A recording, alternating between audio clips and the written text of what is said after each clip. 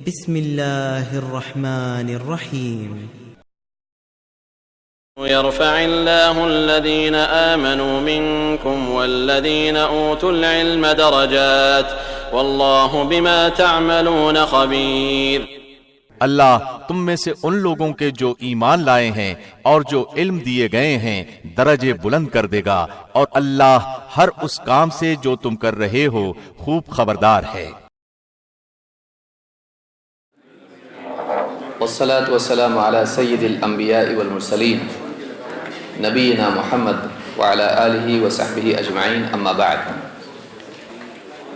حسن بصری رحمہ اللہ فرماتے ہیں: العامل على غیر علم كالسالک على غیر طریق، والعامل على غیر علم ما يفسد اکثر مما يصلح۔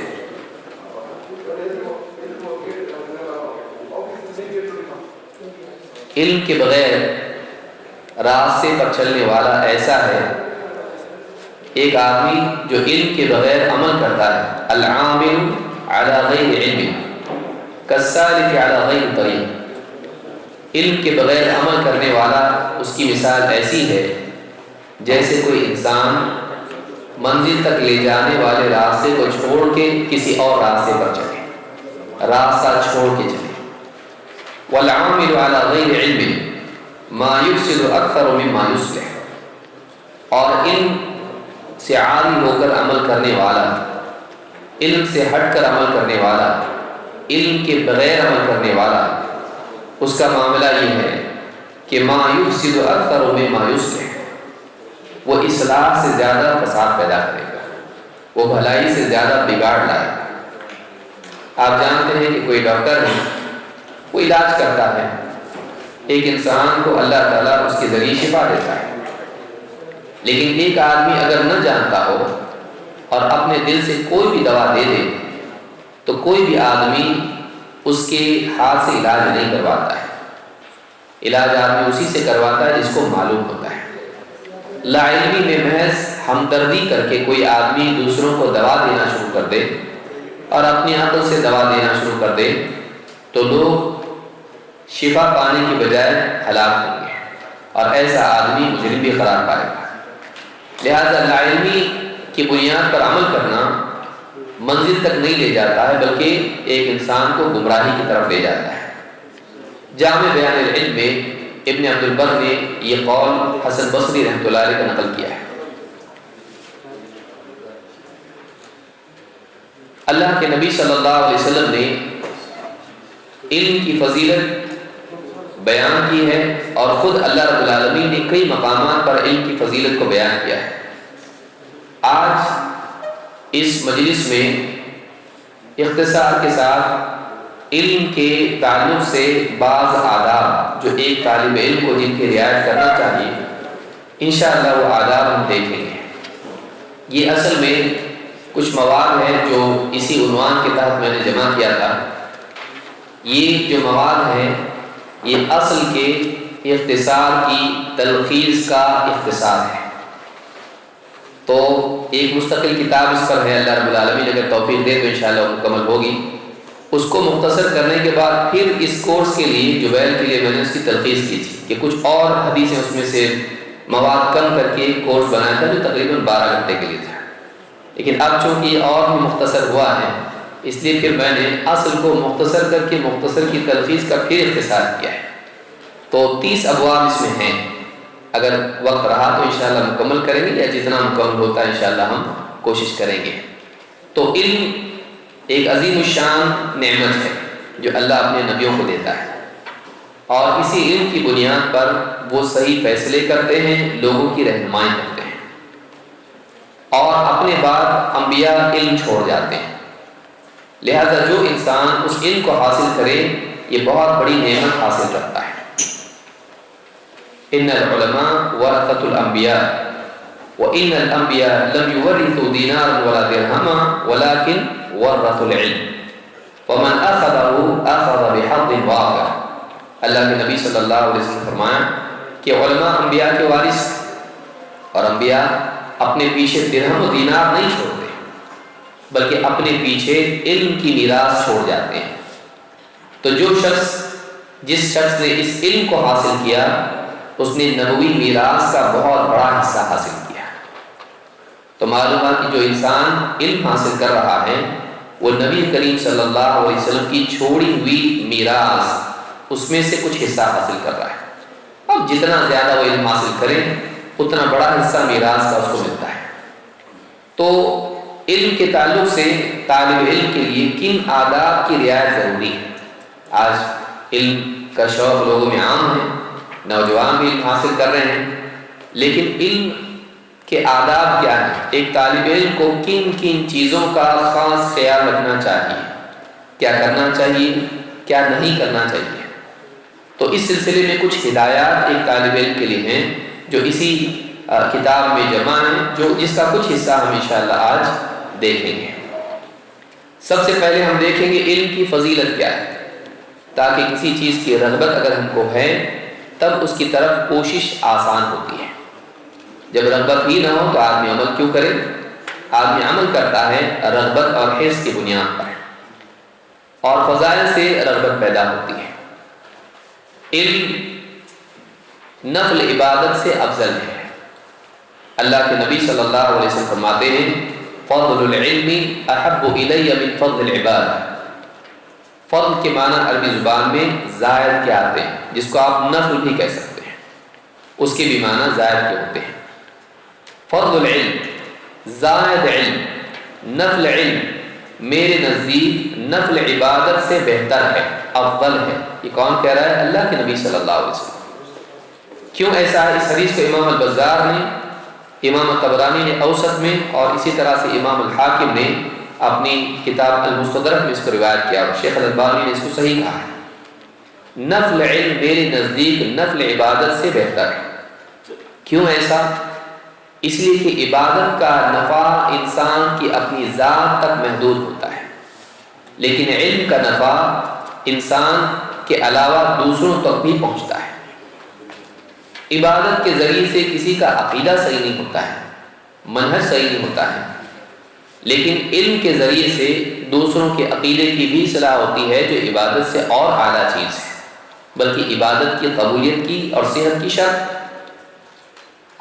عبادت انسان کے ساتھ دنیا سے چلی جاتی ہے، لیکن انسان اپنے پیچھے علم چھوڑ سکتا ہے، لہذا انسان کا عبادات کرنا ضروری ہے، فرائض کا اہتمام ضروری ہے، لیکن اب نوافل عبادات میں مشغولیت اور پورا وقت نفل عبادت کو دے دینا، اس سے بہتر یہ ہے کہ ایک انسان علم حاصل کرے اور علم کے ذریعے اپنے اور دوسروں کے عقیدے کی اصلاح کرے، اپنے اور دوسروں کی عبادات کی اصلاح کرے۔ ایک انسان کے پاس اگر موقع اس بات کا ہے کہ وہ یا تو علم حاصل کرے یا تو نفل عبادت کرے، تو افضل اس کے لیے ہے کہ وہ علم حاصل کرے، کیونکہ علم میں اپنا اور دوسروں کا فائدہ ہے۔ تو یہ بات حدیث سے ہم کو ملتی ہے۔ اس کا یہ مطلب نہیں کہ آپ نوافل ترک کریں، بلکہ یہ علم کی فضیلت عبادت پر بتانے کے لیے ہے، ورنہ دونوں میں انسان کو مشغول ہونا چاہیے، جیسا کہ آگے ہم دیکھیں گے۔ علم کا فائدہ موت کے بعد بھی ہوتا ہے۔ اللہ کے نبی صلی اللہ علیہ وسلم فرماتے ہیں اذا مات الانسان انقطع عنه عمله الا من ثلاثه الا من صدقه جاريه او علم ينتفع به او ولد صالح يدعو له۔ امام مسلم نے اس حدیث کو روایت کیا ہے۔ آپ فرماتے ہیں جب انسان مر جاتا ہے تو اس کے اعمال کا سلسلہ رک جاتا ہے، منقطع ہو جاتا ہے، لیکن تین چیزیں ایسی ہیں جو مرنے کے بعد بھی سلسلہ ثواب کا جاری رہتا ہے۔ الا من ثلاث، وہ تین چیزیں کیا ہیں؟ الا من صدقۃ جاریہ، سوائے اس صدقے کے جو اس کے مرنے کے بعد بھی باقی رہے، کنواں کھدوا دیا، پیڑ لگا دیا، یا کوئی اس طرح کی چیز جس کی منفعت، جس کا فائدہ اس کے مرنے کے بعد بھی لوگوں کو ہو، تو چونکہ فائدہ باقی ہے ثواب بھی باقی رہے گا۔ او علم ينتفع به، یا اپنے پیچھے ایسا علم چھوڑ جائے جس سے لوگ فائدہ اٹھائیں۔ اس میں علم کے لیے منفعت کی قید بتائی گئی، جس سے معلوم ہوا کہ یہ علم صرف دین کا نہیں ہے۔ اگر دنیاوی علم بھی اپنے بعد ایسا چھوڑ جاتا ہے جس سے لوگوں کو فائدہ ہوتا ہے تو اس کا بھی ثواب اس کو ملے گا۔ اپنے بعد ایسی ٹیکنالوجی چھوڑ جائے، اس کا علم چھوڑ جائے جس سے مسلمانوں کو فائدہ ہو، تو یہ چیز اس کے لیے آخرت میں مزید ثواب کا ذریعہ بنے گی۔ او ولد صالح یدعو لہ، یا اپنے بعد نیک اولاد چھوڑ جائیں جو اس کے لیے دعا کرتی رہے۔ نیک اولاد کی قید یہاں اس اعتبار سے بھی ہے کہ نیک اولاد ہی اپنے والدین کو یاد رکھتی ہے۔ جو اللہ کو یاد نہ رکھے وہ باپ دادا کو کیا یاد رکھیں گے؟ نیک ہوگا تو ہی اپنے والدین کو محسن سمجھ کر ان کے لیے دعا کرے گا۔ دوسرا یہ کہ نیک ہوگا تو اس کی دعائیں بھی مقبول ہوں گی، ورنہ اگر حرام کھانے والا گناہ گار ہو تو ممکن ہے اس کی دعائیں بھی مردود ہو جائیں، لہذا نیک اولاد کی قید یہاں لگائی گئی۔ تو اس سے معلوم ہوتا ہے کہ تین چیزوں میں ایک چیز نفع والا علم ہے۔ اگر آدمی اپنے بعد نفع والا علم چھوڑ جائیں تو یہ اس کے لیے ثواب کا ذریعہ ہوتا ہے، اور مرنے کے بعد بھی وہ ثواب اس کو ملتا رہتا ہے۔ مثلا کوئی نفع بخش کتاب ہے، آپ نے دینی کتاب کوئی تباہ کروا دی اور عام کر دی، اب جب تک وہ کتاب باقی رہے گی لوگ اس کو پڑھتے رہیں گے، اس سے فائدہ اٹھاتے رہیں گے، چاہے آپ نے کتاب لکھی ہو یا نہ لکھی ہو۔ اگر آپ نے اس کو عام کیا تو آپ کے بعد بھی اس کا ثواب آپ کو ملتا رہے گا۔ تو اس حدیث سے یہ بات معلوم ہوتی ہے۔ آخری زمانے میں علم کی اہمیت اور بھی زیادہ بڑھ جائے گی۔ اللہ کے نبی صلی اللہ علیہ وسلم فرماتے ہیں اصبحتم فی زمان کثیر فقہاؤہ قلیل خطباؤہ قلیل سؤالہ کثیر معطوہ العمل فیہ خیر من العلم۔ تم ایک ایسے زمانے میں ہو جس میں فقہا زیادہ ہیں، دین کی گہری سمجھ رکھنے والے زیادہ ہیں، قلیل خطباؤہ خطاب کرنے والے خطبا کم ہیں، قلیل سؤالہ کثیر معطوہ پوچھنے والے کم ہیں لیکن جواب دینے والے زیادہ ہیں۔ العمل فیہ خیر من العلم، اس زمانے میں عمل علم سے بہتر ہے، عمل علم سے بہتر ہے، اس لیے کہ علم باقی ہے اور کئی لوگ ہیں جو علم کے حاملین ہیں، تو اب عمل میں دھیان دو۔ وسیأتی زمان، لیکن ایک دور ایسا بھی آئے گا قلیل الفقہاء جس میں فقہا گھٹ جائیں گے، دین کی گہری سمجھ رکھنے والے کم ہوں گے، کثیر الخطباء بیان بازی کرنے والے زیادہ ہو جائیں گے، سپیکرز بڑھ جائیں گے، کثیر السؤال پوچھنے والے بڑھ جائیں گے، قلیل المعطو جواب دینے والے کم ہو جائیں گے۔ العلم فیہ خیر من العمل، اس دور میں علم عمل سے زیادہ اہم ہوگا۔ اس دور میں ضرورت ہوگی کہ لوگ علم کی طرف خوب توجہ دیں، نہ یہ کہ اپنی اپنی عبادات میں لگ جائیں۔ اس دور میں فتنے زیادہ ہوں گے، گمراہیاں ہوں گی، ارتداد ہوگا، منہجی بگاڑ ہوگا، لہذا اس دور میں لوگوں کی اصلاح کرنے کے لیے اور خود اپنی حفاظت کرنے کے لیے انسان کے لیے علم اور بصیرت کی ضرورت ہوگی، گہرے علم کی ضرورت ہوگی۔ اس وقت میں زیادہ ضروری ہوگا کہ لوگ علم حاصل کریں۔ تو معلوم ہوتا ہے کہ بعد کے دور میں جب بگاڑ آئے گا، اس بگاڑ سے حفاظت کے لیے لوگوں کو ضروری ہوگا کہ وہ علم کی طرف رجوع کریں۔ تو آج ہمارا دور اگر ہم دیکھیں تو انٹرنیٹ اور میڈیا کے فروغ کی وجہ سے گمراہیوں کا پھیلنا اور گمراہیوں کا عام ہونا یہ خود اس خطرے کو بتا رہا ہے۔ لہذا آج انسان کو چاہیے کہ نفع بخش علم کی طرف خوب دھیان دے اور علم حاصل کرے، سطحی علم نہیں، گہرا علم۔ اس حدیث کو امام الطبرانی نے مسند الشامیین میں روایت کیا ہے، اور شیخ الالبانی نے الصحیحہ میں بھی اس حدیث کو ذکر کر کے کہا کہ یہ حدیث حسن ہے۔ تو میں سمجھتا ہوں اس مجلس کے اتنا کافی، بھی اذان کا وقت ہوگا، انشاءاللہ نماز کے بعد ہم بقیہ باتیں دیکھیں گے۔ یہ علم کی اہمیت سے متعلق بعض باتیں ہم نے دیکھی، اس کے بعد مزید ابواب ہیں جو اس کے بعد کی مجلس میں ہوں گے۔ اللہ سے امید کرتا ہوں کہ سارے ابواب ہم اختصار کے ساتھ، زیادہ طویل شرح نہیں کروں گا، اختصار کے ساتھ متون بھی اگر پڑھ لوں تو بہت ممکن ہے کہ یہ بھی خود اپنی جگہ ایک فائدے کی چیز ہے، تاکہ ساری باتوں کا احاطہ ہو سکے اور واقعی طالب علم کے لیے رہنمائی مل سکے۔ اقول ھذا واستغفر اللہ لی ولکم۔ والصلاة والسلام على سید الانبیاء والمرسلین نبینا محمد وعلى آلہ وصحبہ اجمعین، اما بعد۔ پچھلی مجلس میں علم کی فضیلت کیا ہے اس تعلق سے کچھ باتیں ہم نے دیکھی۔ دوسری چیز علماء کی فضیلت، اس لیے کہ علم علماء سے حاصل کیا جاتا ہے، اور علم حاصل کرنے کے بعد ایک انسان کو اللہ کی طرف سے کتنا اونچا مقام ملتا ہے یہ جاننا بھی ضروری ہے، تاکہ علم کی اہمیت مزید واضح ہو۔ اللہ رب العالمین فرماتا ہے یرفع اللہ الذین آمنوا منکم والذین اوتوا العلم درجات۔ اللہ تعالیٰ تم میں سے جو لوگ ایمان لائے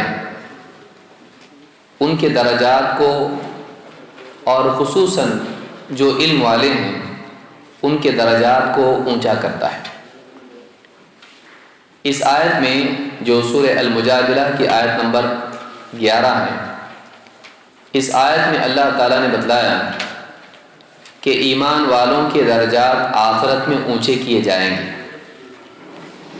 لیکن ایمان والوں کے ساتھ ساتھ اللہ تعالیٰ نے ان سے الگ کر کے خصوصاً علماء کا ذکر کیا کہ علم والوں کے لیے درجات ہیں اور ان کے درجات اونچے کیے جائیں گے۔ ابن حجر اور دوسرے علماء نے کہا کہ ایمان والوں کے لیے تو اونچے درجات ہیں، لیکن ان میں بھی علم والوں کے لیے مزید اونچے درجات ہیں، اس لیے کہ عام مسلمان اپنے دین کی اصلاح کے لیے، عقائد و عبادات و اخلاق و اعمال کے لیے علماء کی رہنمائی کے محتاج ہوتے ہیں، اور علماء جب ان کو رہنمائی دیتے ہیں تو ان کے اعمال میں، ثواب میں وہ خود بھی شریک ہو جاتے ہیں۔ لہٰذا عام لوگ جو عمل کرتے ہیں وہ اپنا ثواب پاتے ہیں، لیکن ان کا ثواب علماء کو بھی ملتا ہے، اور انسان کے اعمال کے مطابق آخرت میں اس کے درجات ہوتے ہیں۔ لہٰذا اللہ رب العالمین علم اور عمل کی زیادتی کی وجہ سے عام مسلمانوں پر، اہل علم کو مزید اونچے مرتبے اور درجات عطا فرماتا ہے۔ تو اس سے علماء کی فضیلت معلوم ہوتی ہے آخرت کے اعتبار سے۔ اسی طرح سے اللہ کے نبی صلی اللہ علیہ وسلم فرماتے ہیں فضل العالم علی العابد کفضلی علی ادناکم۔ عالم کی فضیلت عابد پر، عالم کی فضیلت عبادت میں لگ جانے والے پر ایسی ہے جیسے میری فضیلت تم میں سے سب سے ادنا شخص پر، میری فضیلت تم میں سے سب سے ادنا شخص پر۔ ان اللہ عز وجل وملائکتہ واہل السماوات والارض، اللہ تعالیٰ اور اس کے فرشتے اور آسمان و زمین میں موجود مخلوقات، حتی النملۃ فی جحریہا، یہاں تک کہ اپنے بل میں موجود چونٹی، وحتی الحوت، اور یہاں تک کہ مچھلی، لیصلون علی معلم الناس الخیر، لوگوں کو خیر سکھانے والے کے لیے یہ دعا کرتی ہیں۔ اللہ رب العالمین کی طرف سے ایسے انسان کی تعریف کی جاتی ہے فرشتوں کے سامنے۔ اللہ کی صلاۃ کے معنی ہے اللہ کا کسی بندے کی فرشتوں کے درمیان تعریف کرنا ہے۔ مزید یہ کہ اللہ کی طرف سے اس پر رحمت بھی نازل ہوتی ہے، فرشتے اس کے لیے دعا کرتے ہیں رحمت اور مغفرت کی، اور اسی طرح سے تمام مخلوقات، یہاں تک کہ چونٹیاں اور مچھلیاں بھی اس کے لیے مغفرت کی دعا کرتی ہیں۔ کس کے لیے؟ معلم الناس الخیر، علی معلم الناس الخیر، لوگوں کو خیر کی تعلیم سکھانے دینے والا، خیر کا علم سکھانے والا، چاہے وہ ایک عالم ہو، چاہے وہ باپ ہو جو اپنی اولاد کو سکھا رہا ہے، چاہے وہ ماں ہو جو اپنی اولاد کو سکھا رہی ہے۔ تو خیر کی تعلیم دینا اتنی بڑی فضیلت کی چیز ہے کہ مخلوقات ایسے انسان کے لیے دعا کرتی ہیں۔ ظاہر بات ہے کہ تعلیم کے لیے علم ضروری ہے، علم کے بغیر تعلیم نہیں ہو سکتی ہے۔ جو حدیث میں نے ذکر کی اس کو امام ترمذی نے روایت کیا اور حدیث صحیح ہے۔ علماء اللہ کے گواہ ہیں، اللہ تعالیٰ نے دین میں سب سے عظیم الشان چیز پر علماء کو گواہ بنایا ہے۔ اللہ تعالیٰ فرماتا ہے شہد اللہ انہ لا الہ الا ہوا والملائکۃ واولو العلم قائما بالقسط لا الہ الا هو العزیز الحکیم، سورہ آل عمران آیت نمبر 18۔ اللہ تعالیٰ خود اس بات کا گواہ ہے اور کہ اس کے سوا کوئی عبادت کے لائق نہیں، اور فرشتے بھی اور علم والے بھی اس بات کے گواہ ہیں۔ قائما بالقسط، وہ اللہ عدل کے ساتھ قائم ہے، ظلم نہیں کرتا ہے بلکہ عدل کرتا ہے۔ لا الہ الا ہو، اس کے سوا کوئی عبادت کے لائق نہیں۔ العزیز الحکیم، وہ سب پر غالب ہے، زبردست ہے اور حکیم ہے، حکمت والا ہے۔ اس آیت میں اللہ تعالیٰ نے دین کی سب سے عظیم الشان چیز توحید پر اپنے ساتھ فرشتوں کو اور ان کے ساتھ علم والوں کو گواہ بنایا۔ اس سے علماء کی فضیلت معلوم ہوتی ہے۔ گواہ اسی کو بنایا جاتا ہے جو قابل اعتماد ہو۔ اس سے معلوم ہوتا ہے کہ اللہ کے نزدیک قابل اعتماد ہونے کے لیے علم لازمی شرط ہے، علم ضروری، اور خصوصاً توحید کے معاملے میں کہ گواہی کے لیے علم ضروری ہے۔ لیکن کون سی چیز؟ توحید۔ توحید کے گواہ علماء کو بنایا، اس لیے کہ سب سے بڑا بگاڑ عقیدے ہی کا بگاڑ ہوتا ہے جو ہر زمانے میں لوگوں میں آیا، اور اس کی اصلاح کے لیے انبیاء آئے، اور انبیاء کے بعد علماء اس ذمہ داری کے نبھانے والے ہیں۔ لہذا توحید کے داعی انبیاء تھے، اور انبیاء کے بعد اس کے گواہ، اس کی گواہی لوگوں کے سامنے دینے والے علم والے ہیں۔ پھر آپ یہ کہ لوگوں کی اعتقاد کی اصلاح کرنے کے لیے علم لازم ہے، ضروری ہے۔ بغیر علم کے آدمی کسی کے عقیدے کی اصلاح نہیں کر سکتا ہے، کیونکہ عقیدہ قلب میں ہوتا ہے، اور قلب والے بگاڑ کی اصلاح کے لیے علم ضروری ہوتا ہے۔ تو لہذا علماء کو گواہ بنانا ان کے شرف کی دلیل ہے۔ باب 3، طلب علم کی فضیلت، بلکہ باب 4 ہے، اس لیے کہ ہم جہالت کا باب پہلے دیکھ چکے ہیں۔ علم حاصل کرنے کی فضیلت کیا ہے؟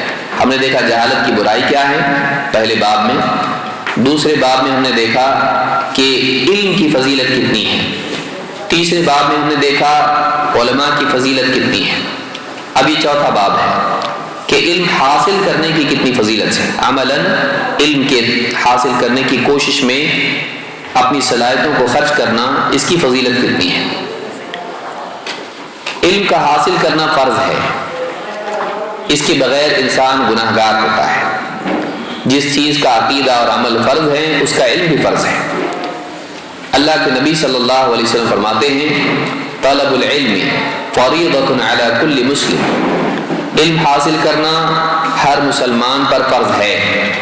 وَإِنَّ طَالِبَ الْعِلْمِ يَسْتَغْفِرُ لَهُ كُلُّ شَيْءٍ حَتَّى الْحِيتَانُ فِي الْبَحْرِ، اور طالب علم کے لیے ہر چیز مغفرت کی دعا کرتی ہے، یہاں تک کہ سمندر میں، پانی میں موجود مچھلیاں بھی ہیں۔ دو باتیں یہاں پر ہیں، ایک ہے طلب علم کی فرضیت، دوسرے طلب علم کی فضیلت۔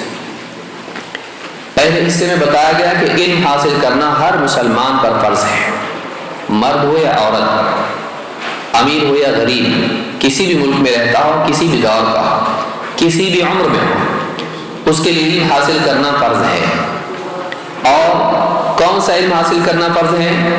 کیا پورے دین کا علم حاصل کرنا فرض ہے؟ نہیں، جس عمل کا وہ مکلف ہے اس کا علم اس پر فرض ہے، عقیدے کا علم اس پر فرض ہے، اسی طرح سے طہارت و عبادات، نماز کا علم اس پر فرض ہے، رمضان سے قبل صوم اور اس سے متعلق احکام کا علم فرض ہے، حج کا مکلف ہے، مالدار ہے، صلاحیت استعداد ہے سفر کی، یا اسی طرح سے زکوٰۃ کے لیے مال اتنا اس کے پاس ہے، زکوٰۃ اور حج کا علم بھی اس پر فرض ہے، تجارت کر رہا ہے، تجارت کا علم فرض ہے، اسی طرح سے خواتین ہیں، ان کے اپنے احکام ہیں، حیض و نفاس کے معاملات ہیں، یا اسی طرح سے شوہر کے حقوق ہیں، اولاد کی تربیت ہے، حجاب اور اس سے متعلق جتنی بھی چیزیں ہیں، یہ سارا علم جیسے جیسے انسان مکلف ہوتا ہے عمل سے پہلے اس کا علم فرض ہے۔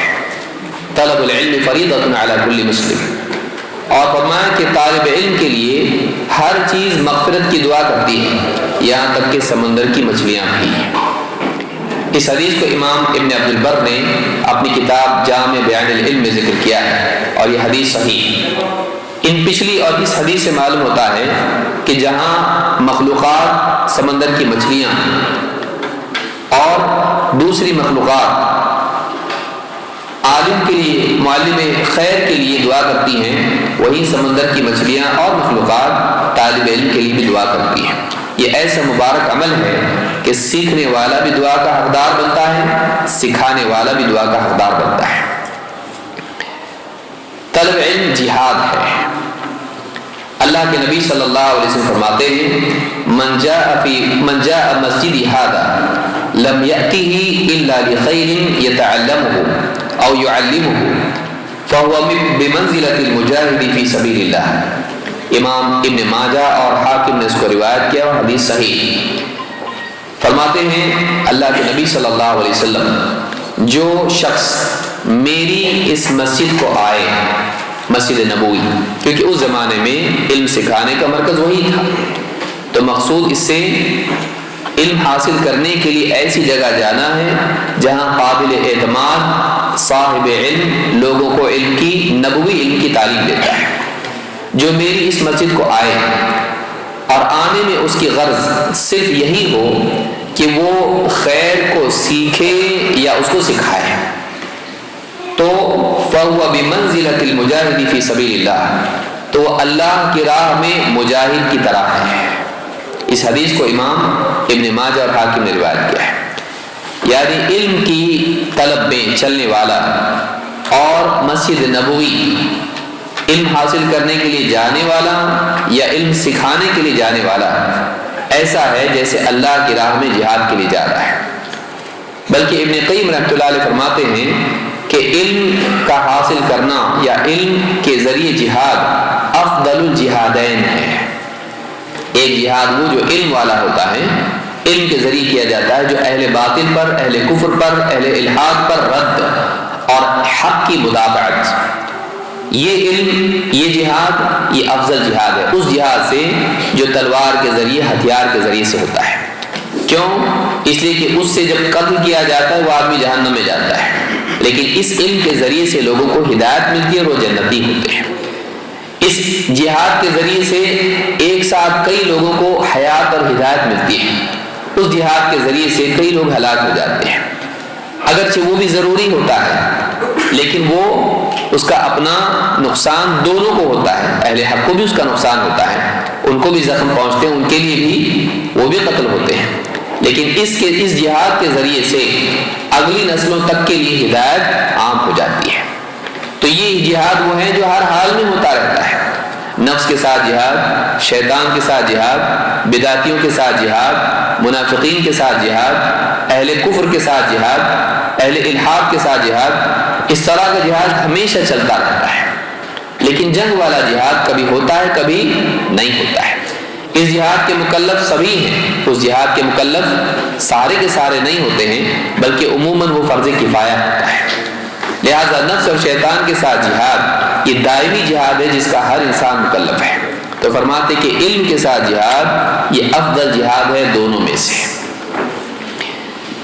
علم کے لیے دینی مجالس میں حاضری، جہاں دین کی بات ہوتی ہے، قرآن و سنت کی تعلیم ہوتی ہے، وہاں پہنچنا، اس کی فضیلت کیا ہے؟ اللہ کے نبی صلی اللہ علیہ وسلم فرماتے ہیں من غدا الى المسجد لا يريد الا ان يتعلم خيرا او يعلمه كان له كاجر حاج تاما حجته۔ امام الطبرانی نے اس کو روایت کیا ہے الکبیر میں، فرماتے ہیں کہ جو شخص اس یعنی مسجد کی طرف جائے اور اس کی غرض صرف یہی ہو کہ وہ خیر کا علم سیکھے گا یا سکھائے گا، تو اس کے لیے ایسا اجر ہے جیسے ایک کامل حج کرنے والے کو اجر ملتا ہے۔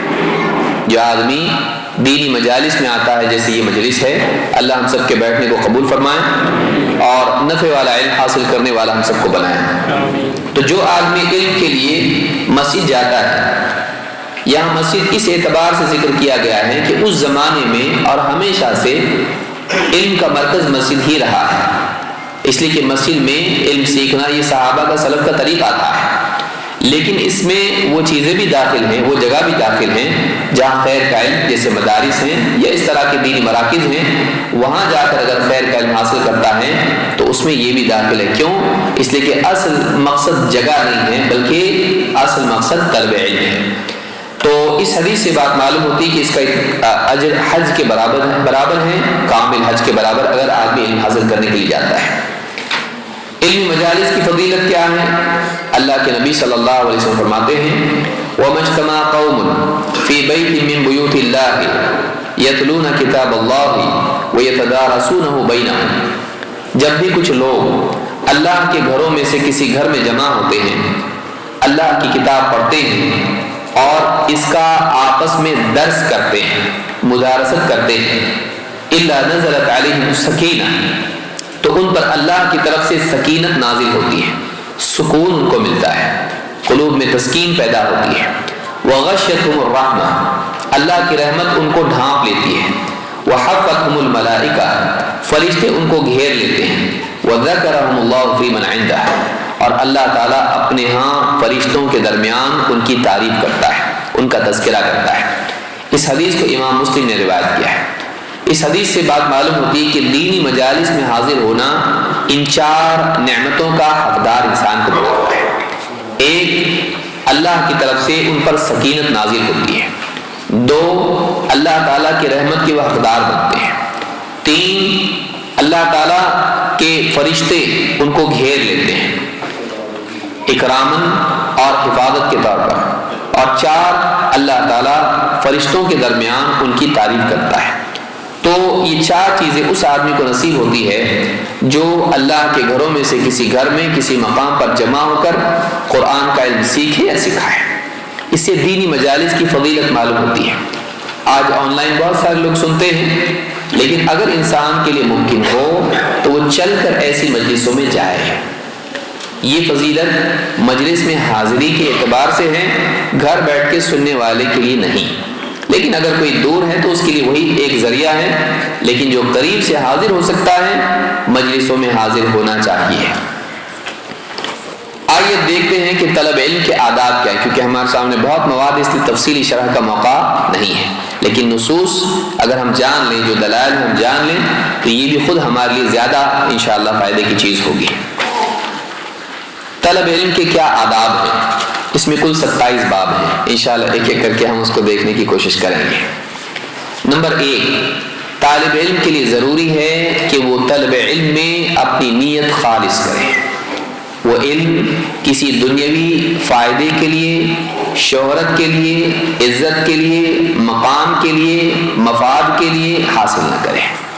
وہ علم حاصل کرے صرف اور صرف اللہ کی رضا کے لیے، کیونکہ علم حاصل کرنا بھی ایک عبادتی عمل ہے، کیونکہ اللہ نے اس کا حکم دیا ہے، اور علم ایک بہت ہی عظیم الشان عمل ہے۔ اس کو بری نیت کے ذریعے برباد نہیں کرنا چاہیے، اس لیے کہ بقیہ پورے دین کا مدار علم پر ہے۔ یہ برباد ہوگا تو باقی دین بھی برباد ہوگا۔ لہذا اخلاص کے ساتھ آدمی علم حاصل کرے، اپنی جہالت سے نجات پانے کے لیے، دوسروں کو جہالت سے نجات دلانے کے لیے، اللہ کے دین کی حفاظت کے لیے، اللہ کے دین کی اشاعت کے لیے۔ اس غرض و غایت سے اگر آدمی علم حاصل کرتا ہے، اور خصوصاً اللہ کے حکم کی تعمیل میں اگر علم حاصل کرتا ہے، تو یہ علم حاصل کرنا خود ایک نجات ہے، عبادت کا ذریعہ ہے، نجات کا ذریعہ ہے اور عبادت ہے۔ آئیے دیکھتے ہیں اخلاص کے بارے میں کیا چیزیں ملحوظ رکھنی چاہیے۔ اللہ کے نبی صلی اللہ علیہ وسلم فرماتے ہیں انما الاعمال بالنیات وانما لکل امرئ ما نوى، اعمال کا مدار نیتوں پر ہے، اور ہر ایک وہی پائے گا جس کی اس نے نیت کی ہے۔ یعنی کوئی عمل آدمی کرتا ہے تو اس عمل کا مدار نیت پر ہے، اگر نیت اخلاص والی ہو عمل اللہ کے ہاں صحیح ہے، مقبول ہے۔ اگر نیت میں ریاکاری اور دکھاوا ہے یا اللہ کی بجائے خالق کی بجائے خلق کی طلب ہے، آخرت کی بجائے دنیا کی طلب ہے، تو وہ دینی عمل برباد ہے، مقبول نہیں ہے، مردود ہے۔ 2 وَإِنَّمَا لِكُلِّ امْرِئٍ مَّا نَوَىٰ، ہر ایک وہی پائے گا جس کی اس نے نیت کی ہے۔ معلوم ہوا کہ انسان کی نیت بھی اس کے مقاصد کے حصول کا ذریعہ بن جاتی ہے بعض اوقات جبکہ وہ عمل نہ کر پائے۔ جیسے کوئی انسان یہ نیت کرے کہ اس عمل کے علم کے حاصل کرنے کے بعد میں جہاں تک ہوتا ہے لوگوں تک اس علم کو پہنچاؤں گا اور لوگوں کو دین کی طرف بلاؤں گا۔ اگر یہ اس کی نیت تھی، مر گیا، علم حاصل کرنے کے دوران ہی مر گیا، تب بھی اس کو اس بات کا ثواب ملے گا۔ کیوں؟ اس لیے کہ اس نے نیت کی ہے۔ وَإِنَّمَا لِكُلِّ امْرِئٍ مَّا نَوَىٰ، ہر ایک وہ پائے گا جس کی اس نے نیت کی ہے۔ تو بعض اوقات انسان عمل نہیں کر پاتا ہے اور مر جاتا ہے یا کچھ عذر پیش آ جاتا ہے، تو ایسی صورت میں بھی اس کو ثواب ملتا ہے، شرط یہ ہے کہ اس کی نیت سچی ہو، خالص ہو۔ تو طلب علم میں ایک انسان خالص نیت کے ساتھ عمل کرے، یہ اس کے لیے بہت بڑی فضیلت ہے۔ ہو سکتا ہے کل زندگی ملے نہ ملے، لیکن آج اگر اس نیت کے ساتھ یعنی علم حاصل کرے کہ جو بھی سنوں گا سیکھوں گا اس پر عمل کروں گا اور اس علم کو دوسروں تک پہنچاؤں گا اور ان کی اصلاح کے لیے اس علم کو ذریعہ بناؤں گا، اگر یہ نیت اس کی ہے، کل اس کو زندگی ملے نہ ملے ثواب ضرور ملے گا۔ اچھی نیت انسان کو وہ چیز دلاتی ہے جو بعض اوقات عملاً وہ حاصل نہیں کر پاتا ہے۔ تو اس حدیث کو امام البخاری مسلم نے روایت کیا ہے۔ لیکن اس کے بالعکس شہرت کے علم حاصل کرنا، دنیا کے فائدے کے علم حاصل کرنا کتنی بڑی مصیبت ہے۔ اس بری نیت کے سبب وہ نیک عمل بھی اس کے لیے تباہی کا ذریعہ بنتا ہے۔ ایک اچھا عمل بھی غلط نیت کی وجہ سے عذاب کا ذریعہ بنتا ہے۔ لہذا نیت کو صحیح کرنا عمل کو صحیح کرنے کے ساتھ ساتھ ضروری ہے، بلکہ اس سے پہلے ضروری ہے، اس لیے کہ اعمال کا مدار نیتوں پر ہوتا ہے۔ نیت پہلے ہوتی ہے، عمل بعد ہوتا ہے۔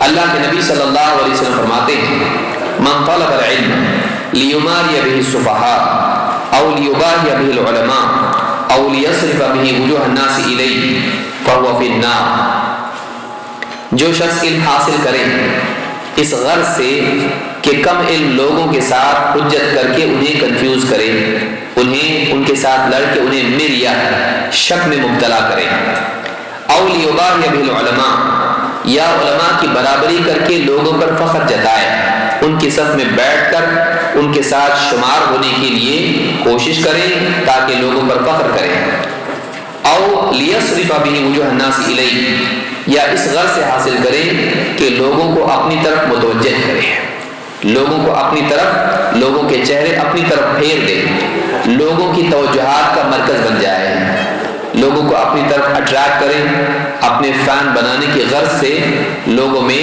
علمی خدمات انجام دے یا علم حاصل کرے۔ اس کا حال کیا ہے؟ فَهُوَ فِي النَّارِ، وہ سیدھے جہنم کی آگ میں جائے گا۔ ایسا آدمی ممکن ہے لوگوں کو فائدہ پہنچائے، لوگوں کو اس کے ذریعے ہدایت ملے، لیکن ایسا آدمی جہنم میں جائے گا۔ کیوں؟ اس لیے کہ یہ جو کام اس نے کیا یہ اللہ کے لیے نہیں کیا۔ جیسے ایک انسان لوگوں کو پانی پلائے اس نیت سے کہ لوگ اس کی تعریف کریں، لوگوں کی پیاس بجھے گی لیکن اس کی جہنم کی آگ نہیں بجھے گی۔ یہ آدمی اللہ کے لیے اس نے عمل نہیں کیا ہے، لہذا لوگوں کو تو فائدہ ہوگا، اس کو فائدہ نہیں ہوگا۔ کتنا بدقسمت انسان کہ اس کے عمل سے دوسروں کو فائدہ ملے، ان کی نجات ہو، لیکن وہ خود اپنے عمل سے نجات نہ پا سکے۔ یہ کب ہوتا ہے؟ جب ایک انسان کی نیت خالص نہیں ہوتی ہے، عمل اچھا ہوتا ہے، عمل اچھا لیکن نیت خراب ہے۔ لہذا عمل کے اچھے ہونے کے ساتھ ساتھ نیت کا بھی اچھا ہونا ضروری ہے۔ طلب علم میں نیت اچھی رکھیں۔ بعض اوقات آدمی دیکھتا ہے انٹرنیٹ پہ مشہور لوگوں کو اور خود بھی مشہور بننے کے لیے علم حاصل کرتا ہے۔ آدمی کو چاہیے کہ وہ اللہ کے لیے علم حاصل کرے۔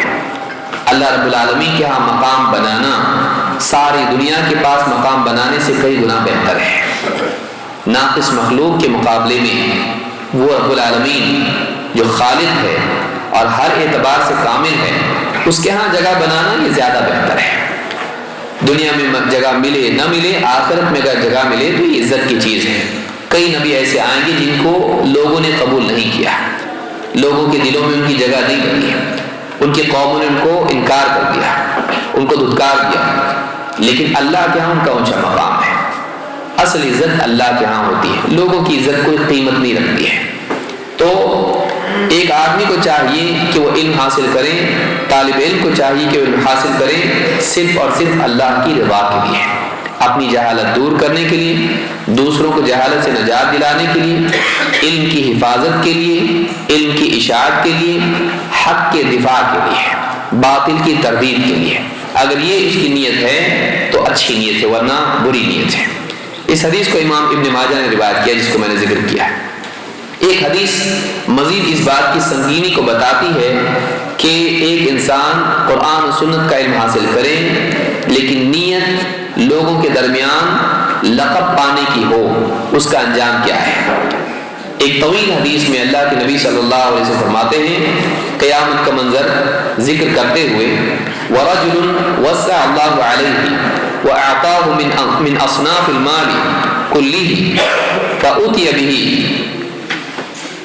بلکہ ایک آدمی قیامت کے دن لایا جائے گا کہ جو اللہ اس کو اپنی نعمتیں اس پر گنائے گا اور اس سے پوچھے گا تو اللہ کی نعمتوں کا اعتراف کرے گا۔ اللہ تعالیٰ اس سے پوچھے گا تو نے ان نعمتوں میں کیا کیا؟ وہ کہے گا اے اللہ میں نے تیرے لیے قرآن پڑھا، وہ قاری ہوگا۔ میں نے وقرأت فیک القرآن، میں نے تیری خاطر قرآن پڑھا، اسے سیکھا سکھایا، لیکن اللہ تعالیٰ فرمائے گا کذبت، تو جھوٹ بولتا ہے، تو نے اس لیے قرآن پڑھا لیقال قاری، تو نے اس لیے قرآن پڑھا تاکہ تجھ کو لوگ قاری کہیں، تجھ کو قاری کہیں، فقد قیل، تجھ کو کہا جا چکا ہے، دنیا میں لوگوں نے قاری کہا تجھ کو۔ تو ایسے انسان کو گھسیٹ کے جہنم میں پھینک دیا جائے گا۔ اللہ تعالیٰ اس کو جہنم میں پھینک دینے کا حکم دے گا، ثم امر به فسحب على وجهه ثم القي في النار، اس کو منہ کے بل گھسیٹ کر جہنم میں پھینک دیا جائے گا۔ یہ کون آدمی ہے جو دنیا میں اس لیے قرآن کو پڑھیں اور پڑھائیں، سیکھیں سکھائیں تاکہ لوگ قاری صاحب اس کو کہیں۔ اس زمانے میں قاری اس کو کہا جاتا تھا جو قرآن کے علم کا ماہر ہوتا تھا، قرآن کی تفسیر، قرآن کی تجوید اور یہ سارے علوم جو قرآن کے ہیں اس کا عالم ہوتا تھا۔ صرف قاری نہیں، قرآن کا پڑھنے والا، قرآن کا عالم ہوتا تھا۔ تو کوئی آدمی عالم کہلانے کے لیے حاصل کرے کہ اس کو فضیلت الشیخ کہا جائے یا اس کو علامہ کہا جائے، اس غرض سے اگر وہ علم حاصل کرتا ہے منہ کے بل گھسیٹ کے جہنم میں پھینک دیا جائے گا۔ اللہ ہم سب کی حفاظت فرمائے۔ دوسرا ادب طالب علم کے لیے ہے کہ وہ اس کے نزدیک سنت کی تعظیم ہو، وہ سنت کو دوسری رائے پر ترجیح دینے والا ہو، وہ سنت والا علم حاصل کرے اور فہم سلف کا اہتمام کرے۔ طالب علم نبی کریم صلی اللہ علیہ وسلم کی احادیث کا، سنت کا علم حاصل کرے اور سلف کے منہج کا التزام کرے، اس کے دل میں نبی کریم صلی اللہ علیہ وسلم کی سنتوں کی اتباع کا جذبہ ہو، وہ چاہتا یہ ہو کہ میری زندگی سنت کے مطابق بن جائے، سنتوں کے تابع ہو جائے، وہ نبوی راستے پر چلنے کی حرص کے لیے علم حاصل کرے، وہ صحابہ کے راستے کو اپنانے کے لیے علم حاصل کرے، وہ حق کو جاننے کی رغبت کے لیے علم حاصل کرے اور اس کی نیت حق کی اقتداء و اتباع ہو۔ اللہ تعالیٰ فرماتا ہے قل ان کنتم تحبون اللہ فاتبعونی یحببکم اللہ، اے نبی آپ کہیے اگر واقعی تم اللہ سے محبت کرتے ہو تو میری اتباع کرو، اللہ بھی تم سے محبت کرے گا، ویغفر لکم ذنوبکم، اور اتنا ہی نہیں بلکہ تمہارے گناہوں کی مغفرت بھی کرے گا، واللہ غفور رحیم، اور اللہ تعالیٰ بڑا مغفرت کرنے والا، رحم فرمانے والا ہے۔ اللہ کی محبت پانے کے لیے رسول کریم صلی اللہ علیہ وسلم کی سنت کی اتباع ضروری ہے۔ پھر فرمایا قل اطیعوا اللہ ورسول، اے نبی آپ کہہ دیجئے اللہ کی فرما برداری کرو اور رسول کی فرما برداری کرو۔ فَإِن تَوَلَّوْا فَإِنَّ اللَّهَ لَا يُحِبُّ الْكَافِرِينَ، پھر اگر یہ پیٹ پھیر کے نکل جاتے ہیں تو اللہ تعالیٰ کافروں کو پسند نہیں کرتا ہے۔ رسول کریم صلی اللہ علیہ وسلم کی سنت اور آپ صلی اللہ علیہ وسلم کے احکام کی، فرمان کی اطاعت، یہ دونوں چیزیں زندگی میں ہونی چاہیے۔ آپ کے اعمال کی اقتداء اور آپ کے اقوال اور احکام کی فرما برداری، یہ دونوں چیزیں زندگی میں ہونی چاہیے۔ طالب علم صرف علم کا شیدائی نہ ہو بلکہ وہ عمل اور سنت کی پیروی کا جذبہ بھی اپنے اندر رکھتا ہو۔ اسی طرح سے طالب علم کے لیے ضروری ہے کہ وہ نقل کو عقل پر مقدم رکھے۔ علم کا مقصد کیا ہے؟ عقل چلانا۔ علم کا مقصد یہ ہے کہ وہ اپنی عقل کو نبوی علم کے تابع کرتے ہیں، قرآن و سنت کے علم کے تابع کریں۔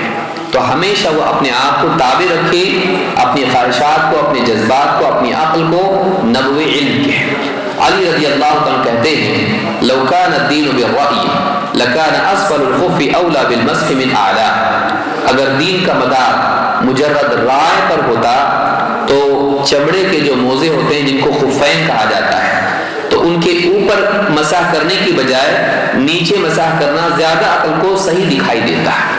لیکن وقد رأيت رسول اللہ صلی اللہ علیہ وسلم یمسح علی ظاہر خفین، لیکن میں نے اللہ کے رسول صلی اللہ علیہ وسلم کو دیکھا ہے کہ آپ اپنے خفین پر اوپر کے حصے پر مسح کرتے تھے۔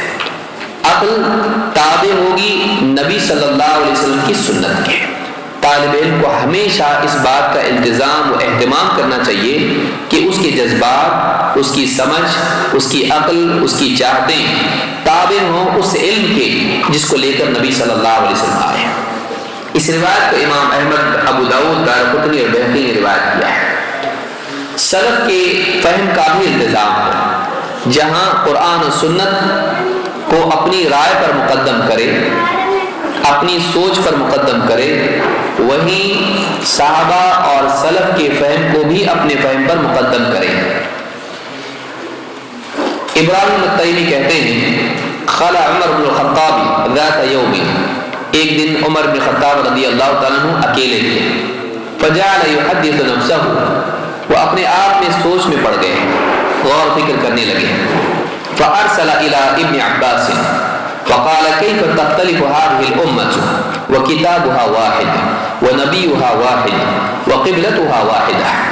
ابن عباس کو بلا بھیجا، کہا یہ تو بتاؤ کہ اس امت میں آخر اختلاف ہوگا کیسے جبکہ اس کی کتاب ایک ہے، اس کا نبی ایک ہے، اس کا قبلہ ایک ہے، پھر امت میں اختلاف کیسے ہوگا؟ قال ابن عباس یا امیر المؤمنین انما انزل علینا القرآن فقرأناه وعلمنا فيما نزل وإنه يكون بعدنا أقوام يقرؤون القرآن ولا يعرفون فيما نزل۔ کہا کہ اے امیر المؤمنین، قرآن ہمارے درمیان نازل ہوا تو ہم نے اس کو جانا کہ وہ کس باب میں کون سا حصہ قرآن کا نازل ہوا ہے، لیکن ہمارے بعد ایسے لوگ آئیں گے جنہیں معلوم نہیں ہوگا، وہ قرآن پڑھیں گے لیکن انہیں معلوم نہیں ہوگا کہ قرآن کس بارے میں نازل ہوا ہے، کون سی آیت، کون سی سورت کس سلسلے میں نازل ہوئی، اس کی عملی تطبیق وہ نہیں جانتے ہوں گے۔ پھر کیا ہوگا؟ لِكُلِّ قَوْمٍ فِيهِ رَأْيٌ، ہر قوم کی اپنی ایک رائے ہوگی، ہر طبقے کی، ہر شخص کی اپنی ایک رائے ہوگی۔ فَإِذَا كَانَ لِقَوْمٍ فِيهِ رَأْيٌ اخْتَلَفُوا، پھر جب لوگوں کی رائے ہر بارے میں آیتوں کے سلسلے میں الگ الگ ہوں گی تو ان میں اختلاف ہوگا۔ فَإِذَا اخْتَلَفُوا اقْتَتَلُوا، اور جب ان میں آپس میں اختلاف ہوگا تو آپس میں لڑ پڑیں گے۔ اس روایت کو امام البیہقی نے شعب الایمان میں ذکر کیا ہے اور اس کے رجال ثقات ہیں۔ اس روایت سے معلوم ہوتا ہے کہ امت میں اختلاف کا سبب صحابہ کے فہم سے انحراف ہے۔ انہوں نے جانا کون سی آیت کس بارے میں ہے، اس پر کیسے عمل کرنا چاہیے، واقعی اس آیت کے معنی کیا ہے، لیکن بعد میں ایسے لوگ آئیں گے جو اپنی عقل سے قرآن کو سمجھنے کی کوشش کریں گے۔ چونکہ عقلیں الگ ہیں لہذا نتیجہ فہم الگ ہوگا، ہر ایک کا اپنا ایک فہم ہوگا۔ جب فہم میں اختلاف ہوگا آپس میں دلوں کا اختلاف، یہاں تک کہ جھگڑے اور جنگیں ہوں گی۔ تو امت کے اختلاف کی بنیادی وجہ کیا ہے؟ سلف کے فہم سے انحراف۔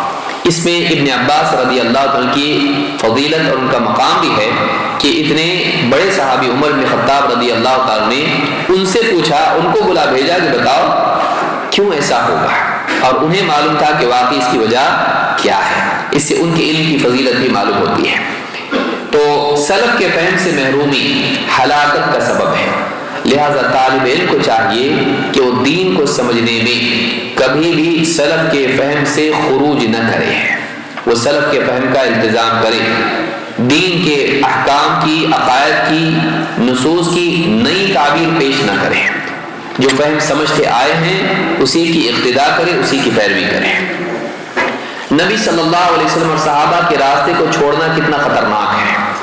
اللہ تعالیٰ فرماتا ہے وَمَن يُشَاقِقِ الرَّسُولَ مِن بَعْدِ مَا تَبَيَّنَ لَهُ الْهُدَى وَيَتَّبِعْ غَيْرَ سَبِيلِ الْمُؤْمِنِينَ نُوَلِّهِ مَا تَوَلَّى وَنُصْلِهِ جَهَنَّمَ وَسَاءَتْ مَصِيرًا، جو کوئی رسول کی مخالف جانب اختیار کریں، یشاقق الرسول، ایک طرف رسول ہے تو وہ دوسری طرف ہے، اور وَيَتَّبِعْ مِن بَعْدِ مَا تَبَيَّنَ لَهُ الْهُدَى، ہدایت کے واضح ہو جانے کے بعد بھی، وَيَتَّبِعْ غَيْرَ سَبِيلِ الْمُؤْمِنِينَ، اور مؤمنین کا راستہ چھوڑ کے کوئی اور راہ چلے، نُوَلِّهِ مَا تَوَلَّى، جہاں وہ مڑا ہے ہم اس کو وہی موڑ دیں گے، وَنُصْلِهِ جَهَنَّمَ، اور جہنم میں پہنچا دیں گے، وَسَاءَتْ مَصِيرًا، اور وہ بہت برا ٹھکانہ ہے۔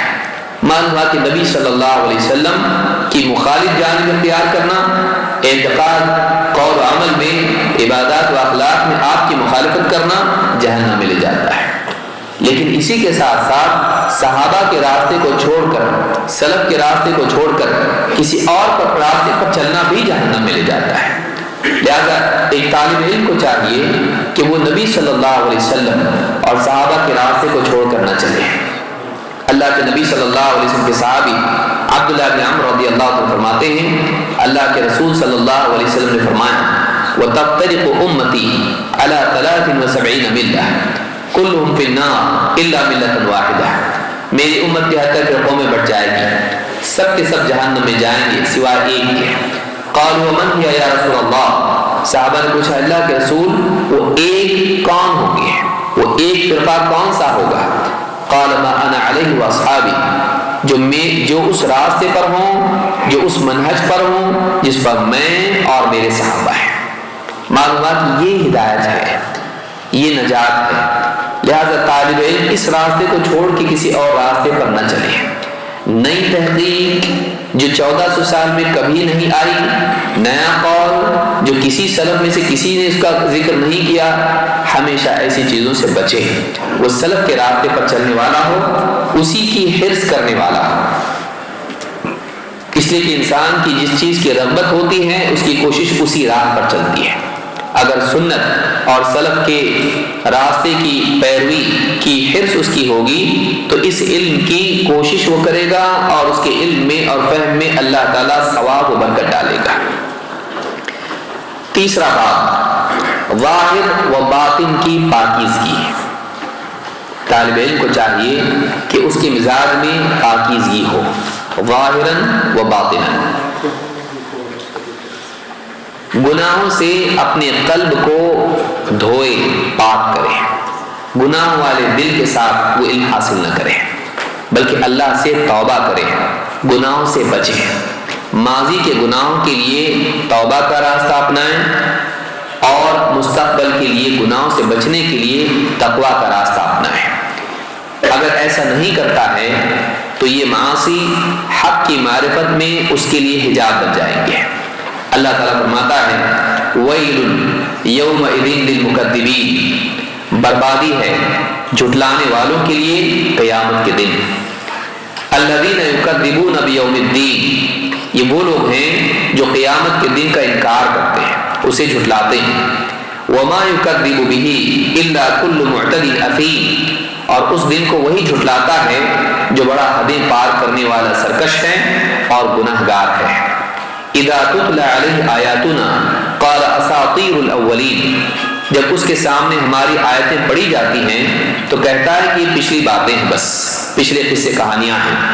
کلا بل ران علی قلوبہم ما كانوا یکسبون، نہیں بلکہ ان کے دلوں پر زنگ لگ گیا اس کمائی کے نتیجے میں جو وہ کماتے رہے ہیں، ان اعمال کے نتیجے میں جو انہوں نے، ان گناہوں کے نتیجے میں جو انہوں نے کمائے۔ کلا انہم عن ربہم یومئذ لمحجوبون، نہیں ویسا نہیں جیسے ہی سمجھ رہے ہیں، اتنا آسان معاملہ نہیں قیامت کے دن نجات کا۔ کلا انہم عن ربہم یومئذ لمحجوبون، قیامت کے دن یہ اپنے رب سے حجاب میں ہوں گے۔ ان آیتوں میں آپ دیکھیں دو چیزیں بیان کی گئی ہیں۔ ایک، ان کی کرتوت کے نتیجے میں ان کے دل زنگ آلود ہو گئے، گناہوں کا دلوں پر اثر پڑتا ہے، اور دنیا میں دل حق کی معرفت سے محروم ہو جاتے ہیں، اور جو دنیا میں حق کی معرفت سے محروم ہوا وہ قیامت کے دن حق کی رؤیت سے محروم ہوگا۔ جو دنیا میں حق نہیں دیکھ پایا وہ آخرت میں اللہ رب العالمین کو نہیں دیکھ پائے گا۔ لہذا دنیا کا حجاب آخرت کے حجاب کا ذریعہ بنتا ہے، لیکن دنیا کا حجاب کیا ہے؟ یہ معاصی ہیں جن کی اصلاح نہ کی گئی تو کفر تک بھی پہنچا سکتے ہیں۔ تو جو انسان دنیا میں حق سے محروم رہا وہ آخرت میں حق کی رؤیت سے محروم رہے گا، اللہ رب العالمین کے دیدار سے محروم رہے گا۔ لہذا دنیا میں انسان کو چاہیے کہ اپنے دلوں کو پاک کرے گناہوں سے، تقویٰ کے ذریعے، توبہ کے ذریعے۔ امام شافعی رحمۃ اللہ علیہ فرماتے ہیں شکوت الی وکیع سوء حفظی فارشدنی الی ترک المعاصی واخبرنی بان العلم نور ونور اللہ لا یہدی لعاصی۔ امام شافعی کے دیوان میں یہ اشعار ہیں، فرماتے ہیں میں نے امام وکیع کے پاس شکایت کی اپنے برے حافظے کی، تو انہوں نے میری رہنمائی کی اور کہا گناہوں سے بچو۔ اچھے حافظے کے لیے چاہیے کہ انسان گناہوں سے بچے، گناہوں کو چھوڑ دے، اور انہوں نے بتایا کہ یہ جو علم ہے اللہ والا علم یہ ایک نور ہے، اور اللہ تعالیٰ اپنا نور ہدیے میں گناہ گار کو نہیں دیتا ہے۔ وَأَنَّ الْعِلْمَ وَأَخْبَرَنِي بِأَنَّ الْعِلْمَ نُورٌ وَنُورُ اللَّهِ لَا يُهْدَى لِعَاصِيٍ، یہ علم نور ہے، اللہ تعالیٰ گناہ گار کو یہ نور نہیں دیتا ہے۔ اس کو معلومات مل سکتی ہے، علم کا نور نہیں ملے گا، ڈیٹا اس کے پاس ہوگا، نالج اس کے پاس نہیں ہوگا، اس لیے کہ علم اور معلومات الگ چیزیں ہیں۔ بہت سے اہل بدعات، بہت سے اہل معاصی، ان کے پاس دلائل ہوتے ہیں، لیکن دلائل نصوص اصل مقصود یہ نہیں ہے، اصل مقصود اس کا صحیح فہم ہے۔ اسی لیے حدیث میں کیا ہے من یرد اللہ بہ خیرا یفقہہ فی الدین، یہ نہیں کہا کہ جس کے ساتھ اللہ بھلائی کا ارادہ کرتا ہے اسے ساری دلیلیں یاد کرنے کی اور حوالے یاد کرنے کی توفیق دیتا ہے، بلکہ کہا اللہ تعالیٰ جس کے ساتھ بھلائی کا ارادہ کرتا ہے اس کو دین کی گہری سمجھ عطا فرماتا ہے۔ فقہ کے معنی فہم کے ہوتے ہیں، وَلَٰكِن لَا تَفْقَهُونَ تَسْبِيحَهُمْ، کہا کہ ساری چیزیں اللہ کی تعریف پاکی بیان کرتے، لیکن تم ان کی پاکی کے جو بھی بات پاکیزگی ان کی ہے، جو اللہ کی پاکی بیان کرتے ہیں اس کو تم سمجھتے نہیں ہو، اس کی تصویر کو تم سمجھتے نہیں ہو۔ تو فہم جو ہے یہ اصل ہے جو اللہ کی طرف سے آتا ہے، نصوص آدمی یاد بھی کر سکتا ہے۔ اہل بدعت کے پاس دلائل ہوتے ہیں، وہ گمراہ کہاں ہوتے ہیں؟ حفظ میں نہیں، فہم میں۔ تو فہم جو ہے اللہ کی طرف سے آتا ہے، تو گناہ گار کے لیے بلکہ بعض اوقات حفظ بھی خراب ہو جاتا ہے، جیسے امام شافعی کا جو قول یہاں پر ہے کہ اس سے انسان کی یادداشت بھی خراب ہو جاتی ہے، لہذا انسان کو چاہیے کہ گناہوں سے بچے اور توبہ اور طہارت دونوں کا اہتمام کریں، ظاہری و باطنی۔ جیسے اللہ تعالیٰ نے فرمایا ان اللہ یحب التوابین و یحب المتطہرین، سورہ البقرہ آیت نمبر 222۔ اللہ تعالیٰ محبت کرتا ہے ان لوگوں سے جو خوب خوب توبہ کرنے والے ہیں، جو اپنے گناہوں سے بہت توبہ کرتے ہیں، اور وہ یحب المتطہرین، اور پاک صاف رہنے والوں سے محبت کرتا ہے۔ توبہ باطن کی پاکیزگی ہے، قلوب پر لگے گناہوں کی نجاست سے دلوں کو دھوتی ہے، اور جسمانی اعتبار سے بھی پیشاب، پاخانہ اور اس طرح سے دوسری نجاست جو انسان کے جسم پر یا لباس میں لگتی ہے، اس سے بھی پاکیزگی ضروری ہے۔ اسلام ظاہر و باطن دونوں کی پاکیزگی کی تعلیم دیتا ہے۔ طالب علم کو سب سے زیادہ اس کا اہتمام کرنا چاہیے۔ عام انسانوں کو اگر اس کا اہتمام کرنا ہے تو علم کی راہ پر چلنے والے کو اس کا اہتمام بہت زیادہ کرنا چاہیے۔ وہ توبہ کے ذریعے سے اپنے باطن کی پاکیزگی کا اہتمام کریں اور ظاہر میں بھی لباس اور جسم کو پاک صاف رکھیں۔ نمبر 4، خشوع اور خشیت کا انتظام۔ ایک طالب علم کو چاہیے کہ اس کے دل میں اللہ کا خوف ہو، اپنے مقصد کی عظمت کا احساس ہو، زندگی اور آخرت کے معاملات کی سنگینی کا احساس اس کو ہو، اللہ سے ڈرتا ہو، اس لیے کہ اللہ کا خوف ہی ہے جو انسان کو عمل پر کھڑا کرتا ہے۔ اگر اللہ کا خوف زندگی سے نکل جائے تو عمل بھی زندگی سے نکل جاتا ہے۔ لہذا علم کی تعظیم اور اللہ رب العالمین کی عظمت کا احساس بہت ضروری ہے۔ اللہ تعالیٰ قرآن کریم میں فرماتا ہے انما یخشی اللہ من عبادہ العلماء ان اللہ عزیز غفور، سورہ فاطر آیت نمبر 28۔ کہا کہ اللہ تعالیٰ سے اس کے بندوں میں وہی ڈرتے ہیں جو علم والے ہیں، اللہ سے اس کے بندوں میں وہی ڈرتے ہیں جو علم والے ہیں۔ معلوم ہوا کہ جس علم میں خشیت نہ ہو وہ علم نافع نہیں ہے، یا انسان نے اس علم سے نفع نہیں اٹھایا۔ علم سے نفع اٹھانا یہ ہے کہ علم کے نتیجے میں قلب میں خشیت پیدا ہو۔ جس قلب میں خشیت نہ ہو وہ علم اس کے حق میں نہیں بلکہ اس کے خلاف حجت ہے۔ القرآن حجت لک او علیک، قرآن یا تو تیرے حق میں دلیل ہے، حق میں گواہ ہے، یا تیرے خلاف دلیل ہے، تیرے خلاف گواہ ہے۔ علم یا تو نجات کا ذریعہ بنتا ہے یا وبال کا ہے۔ لہذا خشیت علم سے نکل جائے، برکت علم کی نکل جاتی ہے۔ لہذا علماء کا امتیاز ان کی کثرت معلومات میں نہیں ہے بلکہ معلوم میں اللہ سے ڈرنے میں ہے۔ جتنا جانا اس باب میں اللہ سے ڈرے۔ ابن مسعود رضی اللہ عنہ فرماتے ہیں لیس العلم عن کثرت الحدیث ولکن العلم عن کثرت الخشیہ۔ امام ابن کثیر نے اپنی تفسیر میں اس کو ذکر کیا ہے، فرماتے ہیں کہ علم بہت ساری حدیثوں کے جاننے کا نام نہیں، علم بہت ساری حدیثوں کے متون حفظ کرنے اور جاننے کا نام نہیں، کثرت حدیث کا نام نہیں، کثرت روایت کا نام نہیں، ولکن العلم عن کثرت الخشیہ، لیکن علم کثرت خشیت کا نام ہے کہ اللہ سے خوب ڈرنے والا ہے۔ یہ ڈر ہے جو اللہ کا مقرب بندے کو بناتا ہے، اور یہ ڈر ہے جو آخرت میں جہنم سے انسان کو بچاتا ہے۔ اسی خشیت کا نتیجہ یہ ہے کہ علمی مجالس میں انسان ادب کا مظاہرہ کرے۔ عبد الرحمن بن مہدی کہتے ہیں، اسی روایت میں فرماتے ہیں ضحک رجل عند ہشام الدستوائی۔ ہشام الدستوائی حدیث کے مشہور روات میں سے ہیں۔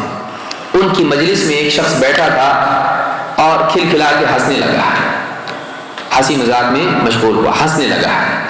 فقال له ہشام یا فتن تطلب العلم وتضحك، کہا اے نوجوان علم حاصل کر رہے ہو اور ہنسی مذاق کرتے ہو؟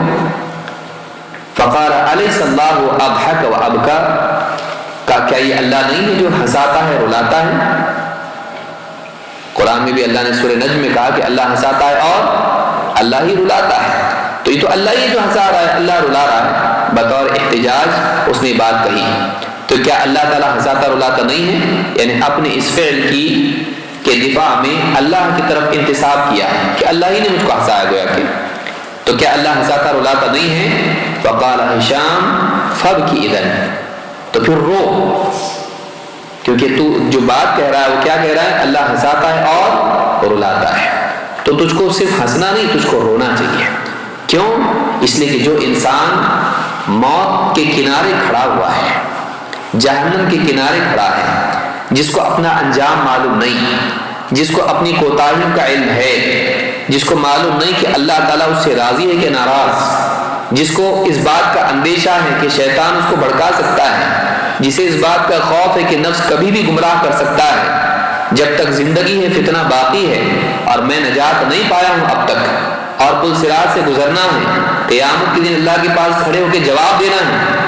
جس کو یہ سب کچھ معلوم ہو، اس کی ہنسی سے زیادہ اس کا فکر ہو جائے گا، اور واقعی جو فکر کرے گا رونے والا زیادہ ہوگا۔ تو کہا فبکی اذن، تو پھر رو، اگر اللہ ہی ہنساتا ہے اللہ ہی رلاتا ہے تو پھر رونا زیادہ لائق ہے تیرے لیے ہنسنے کے مقابلے میں۔ اس کو الجامع لاخلاق الراوی و آداب السامع میں یہ روایت موجود ہے۔ اپنے علم سے اثر لینا، علم سے اثر لینا، علم کی باتوں سے قلوب کو متاثر کرنے کی کوشش کرنا ہے۔ ہم دین کی باتیں سنتے ہیں صرف معلومات کے لیے، دین کی باتیں ہم سنیں اپنے قلوب کی اصلاح کے لیے، دل میں اثر لانے کے لیے، اور صحابہ اسی لیے علم کی مجالس میں بیٹھتے تھے۔ ارباز بن ساریہ رضی اللہ عنہ کہتے ہیں وعدنا رسول اللہ صلی اللہ علیہ وسلم یوما بعد صلاۃ الغداۃ، اللہ کے نبی صلی اللہ علیہ وسلم نے فجر کی نماز کے بعد ایک دن ہم کو واعظ و نصیحت کی، موعظۃ بلیغۃ، ایسا واعظ جو بہت ہی بلیغ تھا، دلوں میں بالکل یعنی پیوست ہو جانے والی باتیں آپ کی تھی، دل میں بہت اثر کرنے والی، بلاغت کا اس میں کمال تھا، اثر دل تک پہنچ جائے، دل کی گہرائیوں میں بات چلی جائے۔ ظرفت منها العیون ووجلت منها القلوب، ایسی بات آپ نے کی کہ جس سے ہماری آنکھیں بہہ پڑی، ہمارے آنسو نکلنے لگے، ہماری آنکھیں نم ہو گئی، ووجلت منها القلوب، اور ہمارے دل دہل گئے۔ معلوم ہے کہ صحابہ جب نبی صلی اللہ علیہ وسلم کی بات سنتے تھے تو ان پر ان باتوں کا اثر ہوتا تھا، وہ بس معلومات کے اخذ کرنے کے لیے نہیں سنتے تھے، بلکہ اس معلومات کے ذریعے سے وہ اپنے قلوب کو بھی اس کے لیے پیش کرتے تھے۔ لہٰذا دینی مجالس میں جب ہم حاضر ہوں تو مجرد علم کے لیے نہ آئیں، بلکہ اپنے ایمان کی تجدید، اپنے قلوب کی اصلاح کے لیے آئیں۔ اگر اس نیت سے آدمی آتا ہے تو ایک ہی خطاب اگر پھر سے سننے کا موقع ہے تو پیچھے نہیں ہٹے گا۔ کیوں؟ اس لیے کہ تب بھی اثر ضروری تھا، اب بھی اثر ضروری ہے، تب بھی ایمان کی تجدید ضروری تھی، اب بھی ایمان کی تجدید ضروری ہے، وہ کبھی ختم نہیں ہوتی ہے۔ لیکن صرف معلومات کے لیے آنے والا ایک زمانے کے بعد آنا چھوڑ دیتا ہے، کیوں؟ میں بہت سیکھ لیا۔ اگر وہ اس لیے آئے کہ میرے قلب کی اصلاح ضروری ہے اور ان مجالس میں میرے قلب کی اصلاح ہوتی ہے، وہ ضرور آئے گا۔ جو حدیث میں نے ذکر کی اس کو امام احمد، ابو داؤد، ترمذی، ابن ماجہ، حاکم اور ابن حبان اور بہقی نے روایت کیا ہے۔ باب نمبر 5، علم نافع ہی میں اشتغال ہے، ایسے علم کو سیکھنا جو نفع دلانے والا ہو دنیا اور آخرت میں، ایسے علوم سے بچنا جن کا دنیا اور آخرت میں فائدہ نہ ہو، بلکہ اس سے بڑھ کے ایسے علوم سے بچنا جن کا دنیا اور آخرت میں نقصان ہو، جو گمراہی اور جہنم کا ذریعہ بنتے ہو۔ اللہ کے نبی صلی اللہ علیہ وسلم کے صحابی ابو ہریرہ رضی اللہ عنہ کہتے ہیں کان رسول اللہ صلی اللہ علیہ وسلم یقول، اللہ کے رسول صلی اللہ علیہ وسلم بطور دعا یوں کہتے تھے، اللہم انفعنی بما علمتنی وعلمنی ما ینفعنی وزدنی علما۔ امام ترمذی اور ابن ماجہ نے اس کو روایت کیا ہے۔ آپ دعا کرتے تھے کہ اے اللہ، جو علم میں نے حاصل کیا ہے، جو علم تو نے مجھ کو سکھایا ہے، اس علم سے فائدہ اٹھانے کی توفیق دے۔ اللہم انفعنی بما علمتنی وعلمنی ما ینفعنی، اور اے اللہ مجھ کو ایسا ہی علم عطا کر جو میرے لیے نفع بخش ہو، وزدنی علما، اور مجھے علم میں اور بڑھا دے، میرے علم میں اور زیادتی عطا فرما، وعلمنی ما ینفعنی، ایسا ہی علم دے جو میرے لیے فائدہ مند ہو۔ تو ایک طالب علم کو چاہیے کہ وہ ایسے ہی علم کی طلب کرے جس میں نفع ہے، فضول علم سے، ایسے علم سے جو دنیا اور آخرت میں فائدہ مند نہیں ہے، ایسے علم سے بچے۔ اللہ تعالیٰ قرآن کریم میں فرمایا، اور نفع والا علم کون سا ہے؟ قرآن و سنت کا علم ہے، جو نبی صلی اللہ علیہ وسلم اپنے صحابہ کو سکھاتے تھے۔ اللہ تعالیٰ فرماتا ہے لقد من اللہ علی المؤمنین اذ بعث فیہم رسولا من انفسہم یتلو علیہم آیاتہ ویزکیہم ویعلمہم الکتاب والحکمہ وَإِن كَانُوا مِن قَبْلُ لَفِي ضَلَالٍ مُبِينٍ۔ سورہ آل عمران آیت نمبر 164۔ اللہ تعالیٰ نے بہت بڑا احسان کیا ایمان والوں پر جب ان کے درمیان انہی میں سے ایک رسول بھیجا جو انہیں اللہ کی آیتیں پڑھ پڑھ کے سناتا ہے اور ان کا تزکیہ کرتا ہے، انہیں جاہلیت کے اثرات سے پاک کرتا ہے، اور وَيُعَلِّمُهُمُ الْكِتَابَ وَالْحِكْمَةَ، انہیں کتاب و حکمت کی تعلیم دیتا ہے۔ وَإِن كَانُوا مِن قَبْلُ لَفِي ضَلَالٍ مُبِينٍ، حالانکہ اس سے پہلے وہ کھلی ہوئی گمراہی میں پڑے ہوئے تھے۔ انہیں کیا تعلیم دیتا ہے؟ کتاب و حکمت کی۔ اس آیت کی تفسیر میں قتادہ رحمہ اللہ فرماتے ہیں وَيُعَلِّمُهُمُ الْكِتَابَ وَالْحِکْمَةَ، مراد کیا ہے؟ کہتے ہیں السنہ، کتاب کی تعلیم دیتا ہے یعنی قرآن کی، حکمت کی تعلیم دیتا ہے، قتادہ کہتے ہیں ای السنہ، سنت کی تعلیم دیتا ہے۔ تو اللہ کے نبی صلی اللہ علیہ وسلم صحابہ کو کتاب و حکمت کی تعلیم یعنی قرآن و سنت کی تعلیم دیتے تھے، ہمیں بھی اسی علم میں مشغول ہونا چاہیے۔ قتادہ رحمہ اللہ فرماتے ہیں وَاذْكُرْنَ مَا يُتْلَى فِي بُيُوتِكُنَّ مِنْ آيَاتِ اللَّهِ وَالْحِكْمَةِ، اے نبی کی بیویوں یاد رکھو ان باتوں کو، ان آیات کو جو تمہارے گھروں میں پڑھی جاتی ہیں، من آیات اللہ والحکمہ، اللہ کی آیات اور حکمت کا تذکرہ تمہارے گھروں میں ہوتا ہے، اس کو ہمیشہ یاد رکھنا ہے۔ یہ اللہ تعالیٰ نے نبی صلی اللہ علیہ وسلم کی بیویوں کو تلقین کی ہے۔ اس کی تفسیر میں اہل علم فرماتے ہیں، قتادہ رحمہ اللہ فرماتے ہیں من القرآن والسنہ، آیات اللہ والحکمہ ای القرآن والسنہ، من القرآن والسنہ۔ تو قرآن و سنت کی جو باتیں تمہارے گھروں میں پڑھی جاتی ہیں، بولی جاتی ہیں، تذکرہ ہوتا ہے، ان کو ہمیشہ یاد رکھنا ہے۔ تو معلوم ہے کہ نبی صلی اللہ علیہ وسلم بھی اپنے گھر میں ازواج مطہرات کو قرآن و سنت کی تعلیم دیتے تھے۔ یہ وہ علم ہے جو نبی صلی اللہ علیہ وسلم نے سکھایا، یہی وہ علم ہے جس کے وارث علماء ہیں، اسی میں نجات ہے، اسی کو اخذ کرنا چاہیے۔ جامع بیان العلم میں قتادہ رحمہ اللہ کے قول ابن عبد البر نے ذکر کیا ہے۔ انس بن مالک رضی اللہ عنہ فرماتے ہیں جاء ناس الى النبي صلی اللہ علیہ وسلم فقالوا ان ابعث معنا رجالا، کچھ لوگ اللہ کے نبی صلی اللہ علیہ وسلم کے پاس آئے اور کہا کہ ہمارے ساتھ کچھ لوگوں کو بھیج دیجئے، ہمارے قبیلے میں، ہمارے علاقے میں آپ کچھ لوگوں کو بھیجیے، یعلمونا القرآن والسنہ، جو ہمیں قرآن اور سنت کی تعلیم دے۔ معلوم ہے کہ اس زمانے میں لوگوں کو معلوم ہوتا تھا کہ قرآن و سنت ہی کی تعلیم دی جاتی ہے، یہی قیامت تک کے لیے علم ہے۔ فبعث إليهم 70 رجلا من الانصار يقال لهم القراء، تو اللہ کے نبی صلی اللہ علیہ وسلم نے انصار میں سے 70 لوگوں کو بھیجا ان کے پاس، جنہیں قراء کہا جاتا تھا۔ معلوم ہے کہ اس زمانے کے قراء قرآن و سنت کا علم رکھنے والوں کو کہا جاتا تھا، صرف قاری نہیں بلکہ قرآن و سنت کا علم رکھنے والے۔ اس حدیث کو امام البخاری مسلم دونوں نے روایت کیا ہے۔ اکرمہ رحمہ اللہ فرماتے ہیں کان ابن عباس رضی اللہ عنہما یدع فی رجلی الکبل ویعلمنی القرآن والسنن۔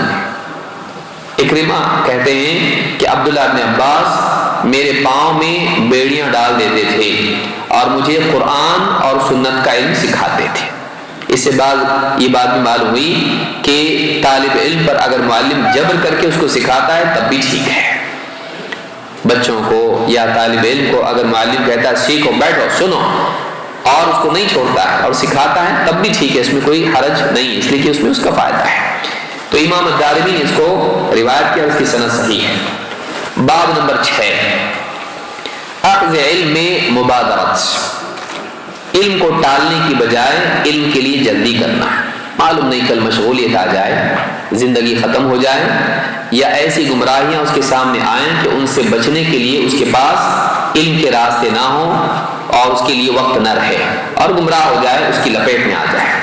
تو علم حاصل کرنے میں جلدی کرنا ہے کئی اعتبار سے، مثلا کم عمری میں علم حاصل کر لینا ہے، بعد میں جا کے علم حاصل کریں گے نہیں، جلدی اپنی عمر کے ابتدائی حصے سے علم حاصل کرنا ہے، خصوصاً اپنے بچوں کو بچپن ہی سے علم کے حفظ کرنے کا شوق اور اس کی ترغیب دینا ہے۔ حسن بصری رحمۃ اللہ علیہ فرماتے ہیں التعلم فی الصغر کالنقش فی الحجر۔ الفقیہ والمتفقہ میں خطیب البغدادی نے اس کو روایت کیا، اس کی سند حسن ہے۔ فرماتے ہیں بچپن میں علم حاصل کرنا ایسا ہے جیسے پتھر پر کوئی چیز نقش کر دی جائے، پتھر میں کوئی چیز نقش کر دی جائے تو مٹی نہیں ہے، اسی طرح سے بچپن میں علم حاصل کرنا ایسا ہی ہے کہ وہ علم دل پر ثبت ہو جاتا ہے اور وہ بالکل یادداشت کا دائمی حصہ بن جاتا ہے۔ لہٰذا بچپن میں علم حاصل کرنا یہ بہت ضروری ہے۔ اپنے بچوں کو، اب ہماری عمریں تو چلی گئی، لیکن بچپن میں علم حاصل کرنے کے اعتبار سے اپنے بچوں کو یاد رکھیں، ان کو ترغیب دے کر علم سکھائیں۔ یہ نہیں کہ دنیا کی ایجوکیشن میں لگا دیں اور بعد میں علم حاصل کریں گے، نہیں، عمر چلی گئی، موقع چلا گیا۔ اسی طرح سے نوجوانوں کو دینی مجالس میں حاضر کرنا، کیونکہ اس عمر میں بھی علم ضروری ہوتا ہے، کیونکہ اس عمر میں فتنے بھی زیادہ ہوتے ہیں اور رائے بہت تیزی سے نوجوان کی بدلتی ہے۔ بوڑھے کی رائے جلدی نہیں بدلتی ہے، لیکن نوجوان کی رائے جذبات کے تابع ہوتی ہے، فوراً رائے بدل جاتی ہے۔ اس عمر میں اگر علم اس کے پاس ہو تو پھر وہ حق پر باقی رہنا اس کا زیادہ آسان ہوتا ہے، ورنہ فوراً کبھی اس کے پیچھے دوڑا، کبھی اس کے پیچھے دوڑا۔ عام طور سے نوجوان میں ہوتا ہے کہ جس پر دل آیا اس کے پیچھے چلا جاتا ہے۔ عبداللہ بن عبید بن عمیر کہتے ہیں وقف عمرو بن العاص على حلقة من قریش، عمرو بن عاص رضی اللہ تعالیٰ عنہ قریش کے ایک حلقے پر جا کر رکے، بیٹھے ہوئے تھے، دینی حلقہ تھا، دینی گفتگو کی مجلس تھی، تو اس پر وہاں گئے اور کھڑے ہوئے۔ فقال ما لكم قد تركتم هذه الأغيمة، کیا تمہیں کیا ہو گیا ہے کہ تم نے نوجوانوں کو بالکل اپنی مجلسوں سے چھوڑ دیا؟ اپنی مجلسوں میں نوجوانوں کو شریک نہیں کرتے، لڑکوں کو نہیں شریک کرتے؟ لا تفعلوا، ایسا مت کرو۔ وأوسعوا لهم في المجلس، بلکہ نوجوانوں کو اپنی مجلس میں بٹھاؤ، ان کے لیے اپنی مجالس کو وسیع کرو۔ وأسمعوهم الحديث، انہیں حدیث سناؤ۔ وأفهموهم إياه، اور انہیں حدیث سمجھاؤ، سناؤ سمجھاؤ۔ فإنهم صغار قوم اوشک ان یکونوا کبار قوم، کہا کہ آج وہ قوم کے چھوٹے ہیں، ایک وقت آئے گا کہ وہ قوم کے بڑے ہوں گے۔ وقد کنتم صغار قوم فانتم اليوم کبار قوم، ایک زمانہ تھا جیسے تم قوم کے چھوٹے تھے، آج تم قوم کے بڑے ہو۔ تمہارے نوجوان آج قوم کے چھوٹے ہیں، تم چلے جاؤ گے، وہ رہ جائیں گے، وہ قوم کے بڑے بنیں گے۔ اگر ان کے پاس یہ علم نہیں ہوگا وہ گمراہ ہوں گے، گمراہ کریں گے۔ تو ان کو بھی اپنی مجالس میں شریک کرو۔ شرح اصحاب الحدیث میں خطیب البغدادی نے اس روایت کو نقل کیا ہے۔ معلوم ہوا کہ نوجوانوں کو بھی دینی مجالس میں آنا چاہیے اور بزرگوں کو ان کو دین کی مجالس میں شریک کرنا چاہیے، تاکہ وہ اپنے بڑوں سے علم بھی سیکھیں اور علم کا ادب بھی سیکھیں۔ احنف ابن قیس کہتے ہیں قال عمر تفقهوا قبل ان تسودوا، یہ روایت تسودوا کے لفظ سے بھی آئی ہے۔ احنف ابن قیس کہتے ہیں قال عمر تفقهوا قبل ان تسودوا، علم کی گہرا علم حاصل کرو۔ تفقہ کا مطلب ہوتا ہے گہرائی کے ساتھ علم حاصل کرنا، گہرائی کے ساتھ دین کا علم حاصل کرو۔ قبل ان تسودوا، اس سے پہلے کہ تم قوم کے سردار بنو۔ قبل ان تسودوا، اس سے پہلے کہ لوگ تم کو قوم کا سردار بنائیں۔ کیوں؟ علماء نے کہا تم کو جب قوم کا سردار بنایا جائے گا کئی مسائل پیدا ہوں گے۔ ایک، تمہارے پاس فیصلے کے لیے لوگ آئیں گے، اگر اس سے پہلے تفقہ نہ ہو تمہارے فیصلے غلط ہوں گے۔ دو، سردار بن جاؤ گے، مشغولیت بڑھ جائے گی، علم کی مجالس میں آنا مشکل ہو جائے گا۔ تین، سردار بن جاؤ گے، تمہارے اندر قدر بڑائی پیدا ہونے کا امکان ہے، تو سردار بن کے دین کی مجلس میں چھوٹا بن کے شریک ہونا مشکل ہو جائے گا۔ جب عہدہ انسان کے پاس آتا ہے تو دین مجالس میں آنا مشکل ہو جاتا ہے۔ تو کہا کہ تفقہوا قبل ان تسودوا، امام البخاری نے اس کو روایت کیا ہے، اور اس کے علاوہ امام الدارمی، ابن ابی شیبہ اور امام البیہقی نے شعب الایمان میں اس کو روایت کیا ہے، اور اسی طرح سے ابن ابی خیثمہ نے اور جامع بیان العلم ابن عبد البر نے اس کو روایت کیا اور اس کی سند صحیح ہے۔ علم حاصل کرنے میں جلدی کرنا، اس اعتبار سے بھی کہ جب تک علماء ہیں ان سے علم لے لینا، علماء کی وفات سے پہلے علم حاصل کر لینا۔ ابو الدرداء رضی اللہ عنہ کہتے ہیں، ان سے روایت میں فرمایا تعلموا العلم قبل ان يقبض العلم، علم حاصل کرو اس سے پہلے کہ علم اٹھا لیا جائے، علم حاصل کرو اس سے پہلے کہ علم اٹھا لیا جائے۔ وقبضه ان يذهب باصحابه، اور علم کا اٹھایا جانا یہ ہے کہ علم والے چلے جائیں، علم والے چلے جائیں۔ آپ دیکھیں شیخ بن باز، شیخ عثیمین، شیخ البانی اور کتنے سارے علماء دنیا سے چلے گئے، کتنا بڑا علم دنیا سے چلا گیا ہے۔ کئی مسائل فتنے آتے تھے، ان میں بتاتے تھے ایسا نہیں ایسا ہے، کئی لوگوں کی سمجھ میں نہیں آتا تھا لیکن ان کو معلوم ہوتا تھا۔ گہرے علم والے بہت قیمتی لوگ ہوتے ہیں، یہ امت کے سب سے بہترین لوگ ہوتے ہیں، یہ دفاع ہوتے ہیں گمراہیوں کے مقابلے میں امت کے لیے۔ تو کہا کہ تعلم العلم قبل ان يقبض العلم وقبضه ان يذهب باهله باصحابه العالم والمتعلم شریکان فی الخیر، عالم اور علم سیکھنے والا خیر میں دونوں شریک ہیں، خیر کے کام میں دونوں لگے ہوئے ہیں اور خیر کے ثواب میں دونوں شریک ہیں۔ وسائر الناس لا خیر فیہم، اور ان کے علاوہ جو لوگ ہیں وہ کچھ خیر نہیں ان کے اندر، ان میں کچھ خیر نہیں ہے۔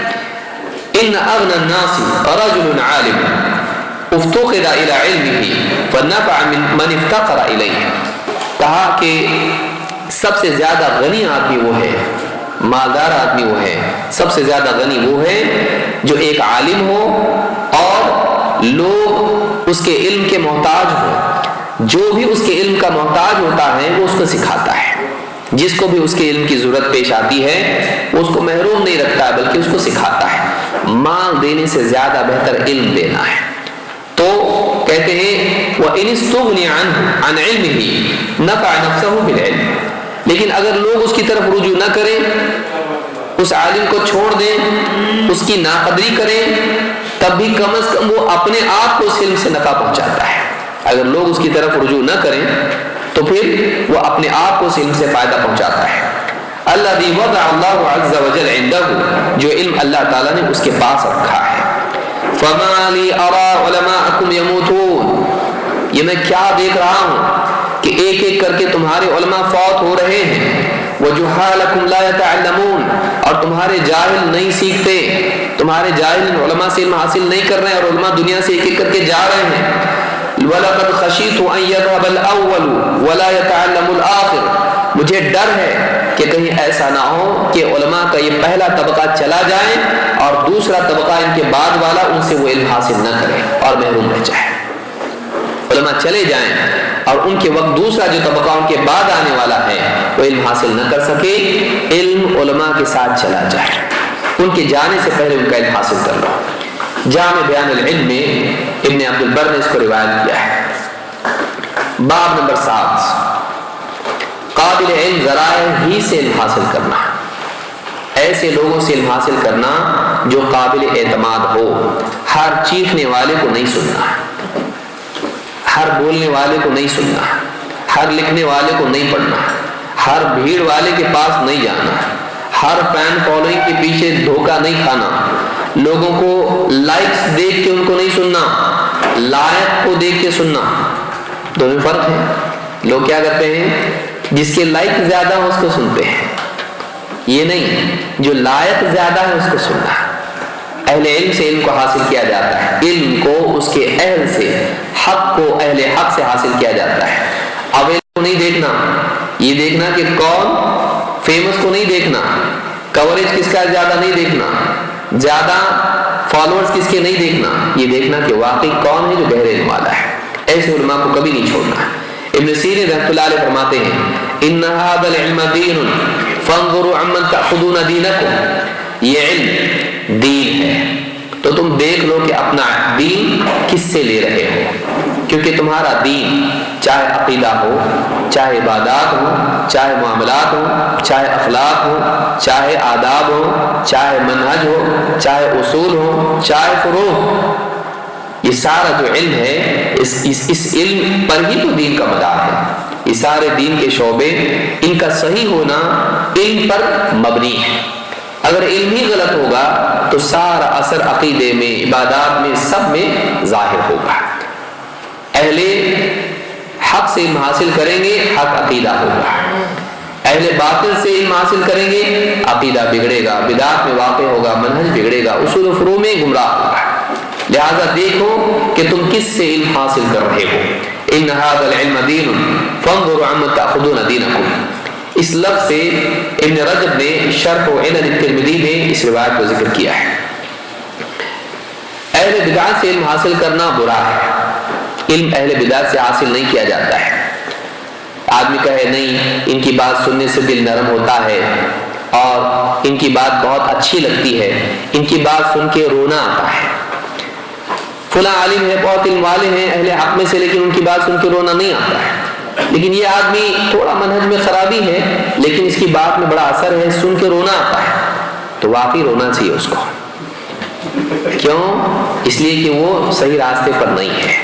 اس کو اس بات پر رونا چاہیے کہ اہل حق کی بات سے اس کو اثر نہیں ہو رہا ہے، اہل باطل کی بات سے اس کو اثر ہو رہا ہے، کا مطلب کہیں نہ کہیں مرض یہاں بھی ہے کہ وہ غلط جگہ کنیکٹ ہو رہا ہے، غلط جگہ کی تاثیر اس پر اثر کر رہی ہے۔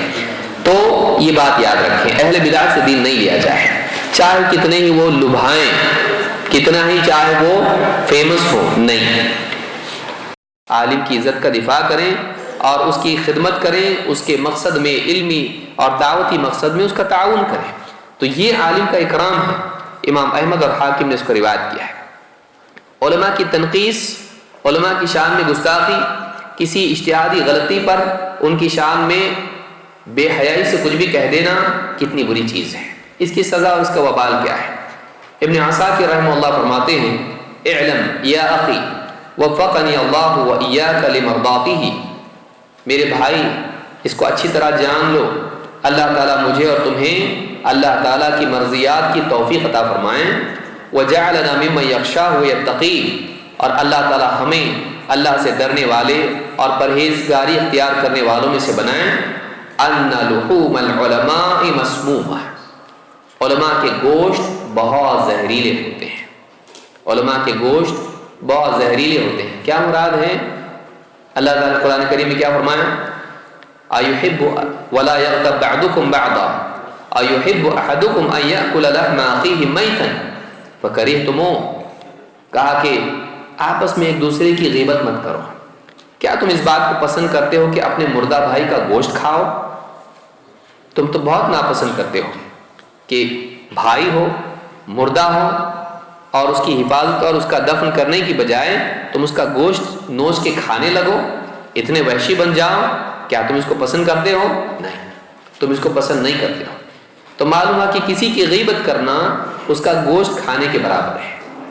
تو یہاں اشارہ اس طرف ہے کہ ایک آدمی علماء کی غیبت کرے، تو وہ جو علماء کی غیبت کر رہا ہے وہ علماء کا گوشت کھا رہا ہے۔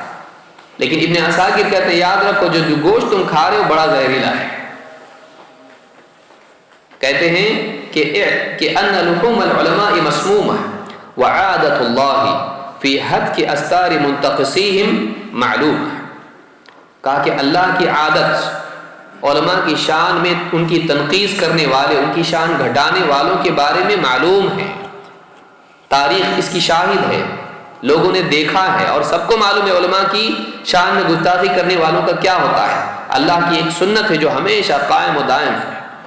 وَأَنَّ مَنْ أَطْلَقَ لِسَانَهُ فِي الْعُلَمَاءِ بِالثَّلْبِ بَلَاهُ اللَّهُ قَبْلَ مَوْتِهِ بِمَوْتِ الْقَلْبِ، کہ جو آدمی علماء کی شان میں گستاخی کے لیے اپنی زبان کو بے لگام چھوڑ دیتا ہے، اللہ تعالیٰ اس کے مرنے سے پہلے اس کے دل کو موت دیتا ہے، اس کو موت بعد میں دیتا ہے، اس کے دل کو پہلے موت دیتا ہے، دل مردہ ہو جاتا ہے۔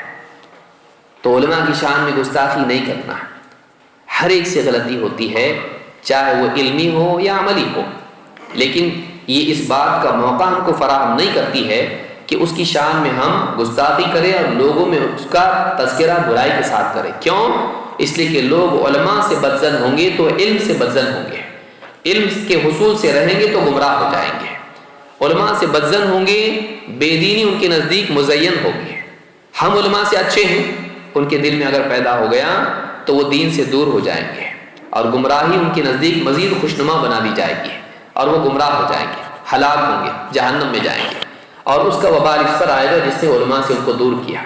علماء سے دور ہوں گے، دینی مجالس سے، ان علماء کی مجالس سے دور ہوں گے، ان کی مجالس سے دور ہوں گے، علم سے محروم ہوں گے، علم سے محروم ہوں گے، نفس اور شیطان اور اہل بدعت ان کو گمراہ کریں گے، تو یہ بہت بڑا نقصان ہے۔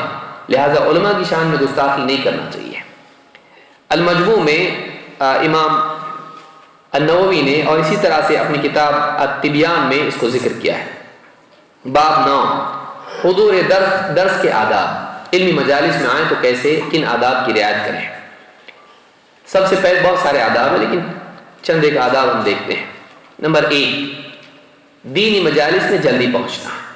اگر کوئی عذر نہ ہو کوشش کرے کہ جلدی آئے تاکہ ادھوری بات نہ سنے. بعض اوقات آدمی ادھوری بات سنتا ہے اور پھر اس کو پوری بات معلوم نہ ہونے کی وجہ سے مقدمات اور اس کے بعد جو چیزیں ہوتی ہیں ساری بات نہیں سنتا ہے، لہذا ادھورے علم کی وجہ سے گمراہ بھی ہو سکتا ہے. تو دینی دروس میں یا علماء کی مجالس میں حاضر ہوں، جلدی پہنچنے کی کوشش کریں. اللہ نے فرمایا فاستبقوا الخیرات، خیر کے کاموں میں سبقت لے جانے کی کوشش کرو. یہ سورۃ البقرہ کی آیت ہے. احمد بن حنبل رحمہ اللہ فرماتے ہیں کنت ربما اردت البکور الی الحدیث، کبھی کبھی تو ایسا ہوتا تھا کہ میں حدیث کے حصول کے لیے دینی مجالس میں جلدی جانے کے لیے بہت ہی جلدی کرتا تھا. فتأخذ امی بثیابی، میری والدہ میرا کپڑا پکڑ کے مجھ کو روک لیتی تھی. وتقول حتی یؤذن الناس وحتی یصبحوا، کہتی تھی اذان تو ہونے دو، صبح تو ہو جانے دو، اتنی جلدی جاؤ گے. یعنی علم کی حرص اتنی زیادہ تھی کہ دوسروں سے پہلے پہنچنے کے لیے اندھیرے میں نکلنے کی کوشش کرتے تھے تاکہ دینی مجالس میں حدیث کی مجلس میں جلدی سے جلدی پہنچے. والدہ روک لیتی تھی اتنی بھی جلدی کیا ہے، صبح تو ہونے دو، ایسی تھوڑی درس شروع ہونے والا ہے، فجر کے بعد ہونے والا ہے، تو صبح تو ہونے دو، اذان تو ہونے دو، اس کے بعد جانا. تو یہ جو حرص ہے دینی مجالس میں جلدی پہنچنے کی ہمارے اسلاف میں تھی. اس کو الجامع لاخلاق الراوی و آداب السامع میں خطیب البغدادی نے روایت کیا ہے. اسی طرح سے دینی مجالس کے آداب میں ہے کہ مدرس معلم و خطیب سے نزدیک ہو. اکثر مساجد میں دیکھنے میں آتا ہے کہ عام طور سے خطیب بیان کر رہا ہے یا مدرس درس دے رہا ہے، کوئی اس طرح سے ہے، کوئی دور ہے، کوئی کہیں اور ہے، اور کوئی مسجد میں پیچھے بالکل ٹیک لگائے بیٹھا ہے اور بیچ کا پورا حصہ خالی ہے، گویا کہ وہ بالکل جنات اور فرشتوں کو درس دے رہا ہے. ایسا نہیں ہونا چاہیے، بلکہ طالب علم کو چاہیے کہ حتی الامکان اپنے معلم سے قریب ہو، جو بھی جس شیخ سے بھی علم حاصل کر رہا ہے اس سے قریب ہو تاکہ بات کو ٹھیک سے سن سکے اور بات کا اثر بھی اس کے قلب پر زیادہ ہو. جتنا دور ہوگا اثر اتنا کم ہونے کے امکانات ہوتے ہیں. شفیع ابن ماتے الاصبہی کہتے ہیں انہو دخل المدینہ، وہ مدینہ میں داخل ہوئے. فَإِذَا هُوَ بِرَجُلٍ قَدْ اجْتَمَعَ عَلَيْهِ النَّاسِ، دیکھا کہ کوئی صاحب ہیں، لوگ ان کے اطراف جمع ہیں. فقال من هذا، پوچھے کون صاحب ہے یہ؟ قال ابو ہریرہ، ان سے کسی نے کہا کہ ابو ہریرہ ہے. کہتے ہیں فَدَنَوْتُ مِنْهُ حَتَّى قَعَدْتُ بَيْنَ يَدَيْهِ وَهُوَ يُحَدِّثُ النَّاسِ، کہا کہ میں گیا ان کے ایک دم قریب ہوا اور بالکل ان کے سامنے جا کے بیٹھ گیا اور وہ حدیث لوگوں سے بیان کر رہے تھے، وہ لوگوں سے حدیث بیان کر رہے تھے. تو معلوم ہے کہ ہمارے اسلام کا طریقہ یہ تھا کہ دینی مجالس میں جاتے تو حتی الامکان اپنے معلم سے قریب ہوتے تھے. تو دینی مجالس میں آپ یاد رکھیں جب بھی درس میں کسی بیٹھیں نزدیک سے نزدیک بیٹھنے کی کوشش کریں. امام الترمذی نے اس کو روایت کیا ہے. اسی طرح سے مجلس کا ادب یاد رکھیں کہ آدمی مجلس میں بیٹھے تو علم کی تعظیم، دین کی تعظیم کے ساتھ بیٹھے اور اس بات کو وقار اور سکون کے ساتھ سنیں. اسامہ بن شریک کہتے ہیں آتیت النبی صلی اللہ علیہ وسلم واصحابہ کانما علی رؤوسہم الطیر، میں اللہ کے نبی صلی اللہ علیہ وسلم اور آپ کے صحابہ کی مجلس میں آیا تو ان کا حال ایسا تھا کانما علی رؤوسہم الطیر، گویا کہ ان کے سروں پر بالکل پرندے بیٹھے ہوئے ہوں. فسلمت ثم قعدت، میں نے سلام کیا اور بیٹھ گیا. معلوم ہے کہ مجلس میں آنے والا سلام کرے تاکہ پوری مجلس یعنی جو قریب والے جواب دے دیں، لیکن یہ نہیں کہ دھماکے والا سلام ہو کہ سارے لوگ پلٹ کے اس کو دیکھیں. تو آدمی سلام کرے اور جہاں جگہ مل جائے بیٹھ جائے. لیکن یہاں پر مجلس کا حال کیا بیان کر رہے ہیں کہ کأنما علی رؤوسہم الطیر، وہ اتنے ادب کے ساتھ بیٹھے ہوئے تھے کہ گویا ان کے سروں پر چڑیاں کہ ذرا سی حرکت کریں گے تو چڑیا اڑ جائیں گے. تو ادب اور تعظیم اور سکون و وقار کے ساتھ بیٹھنا یہ بھی علمی مجالس کے آداب میں سے ہے. اس روایت کو امام احمد اور ابو داؤد نے روایت کیا ہے.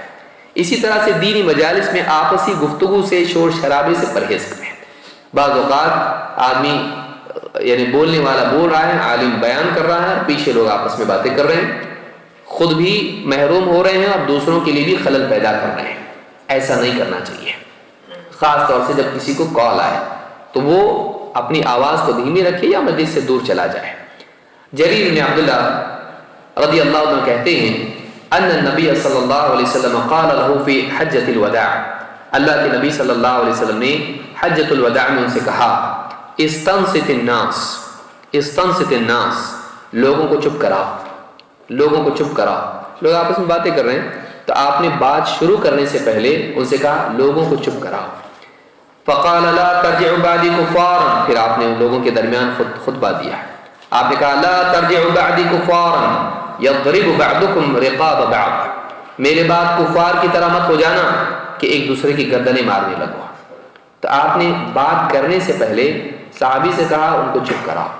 معلوم ہے کہ علمی مجالس میں گفتگو سننے کے لیے، استماع کے لیے سکوت اور سکون ہونا چاہیے، اس میں لوگوں کے اندر دھیان سے سننے کے لیے ضروری ہے کہ لوگ چپ رہیں اور تشویش کا ماحول مسجد میں یا دینی مجلس میں نہ ہو۔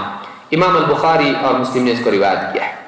اسی طرح سے دینی مجالس میں جب نبی صلی اللہ علیہ وسلم کا نام آئے تو آدمی چپکے سے آپ پر درود پڑھے، ایسا نہ کرے کہ آپ کا نام آتا رہے اور آدمی درود ہی نہ پڑھے، سنتا رہے، اس لیے کہ اللہ کے نبی صلی اللہ علیہ وسلم فرماتے ہیں ما قعد قوم مقعدا لا يذكرون الله عز وجل ويصلون على النبي صلی اللہ علیہ وسلم الا كان عليهم حسرة يوم القيامة وان دخلوا الجنة للثواب۔ فرماتے ہیں کہ جب بھی کچھ لوگ کسی مجلس میں بیٹھتے ہیں اور نہ اس میں اللہ کو یاد کرتے ہیں نہ نبی صلی اللہ علیہ وسلم پر درود پڑھتے ہیں تو وہ مجلس قیامت کے دن ان کے لیے حسرت کا سبب بنے گی، چاہے وہ اپنے دیگر اعمال کے سبب ثواب پا کر جنت میں چلے جائیں، پھر بھی انہیں احساس ہوگا کہ کاش وہ مجلس ایسی نہ گزرتی جس میں اللہ کا ذکر اور اللہ کے رسول صلی اللہ علیہ وسلم پر صلاۃ ہم نے چھوڑا نہ ہوتا، تو ایسی مجلس وہ نہ ہوتی ہماری جس میں چھوڑا گیا۔ تو امام احمد ابن حبان اور حاکم نے اس کو روایت کیا اور یہ حدیث صحیح ہے۔ باب نمبر 10، طلب علم میں تأنی و تدرج، ہڑپنا نہیں علم کو، تھوڑا تھوڑا جیسے کھانا کھاتا ہے لقمہ لقمہ ویسے علم کو لینا، پوری سانسیں زندگی کے ایک ساتھ نہیں لے لیتا بلکہ سانس لیتا ہے چھوڑتا ہے، اس طرح سے ایک ایک سانس لیتا ہے، اسی طرح سے علم کو بھی ایک ایک حصہ علم کا لینا، اس سے انسان کے لیے یعنی پریشانی بھی نہیں ہوتی ہے، حفظ بھی آسان ہوتا ہے، فہم بھی آسان ہوتا ہے اور ایسا انسان علم سے گھبرا نہیں جاتا ہے۔ تو علم کو تدرج کے ساتھ سٹیپ بائی سٹیپ حاصل کرنا، پہلے چھوٹا علم پھر بڑا علم، پہلے بیسک علم اس کے بعد تفصیلی علم، پہلے وہ علم جس کا ہر آدمی مکلف ہے اس کے بعد وہ علم جو فرض کفایہ ہے، تو اس طرح سے آدمی علم حاصل کرے۔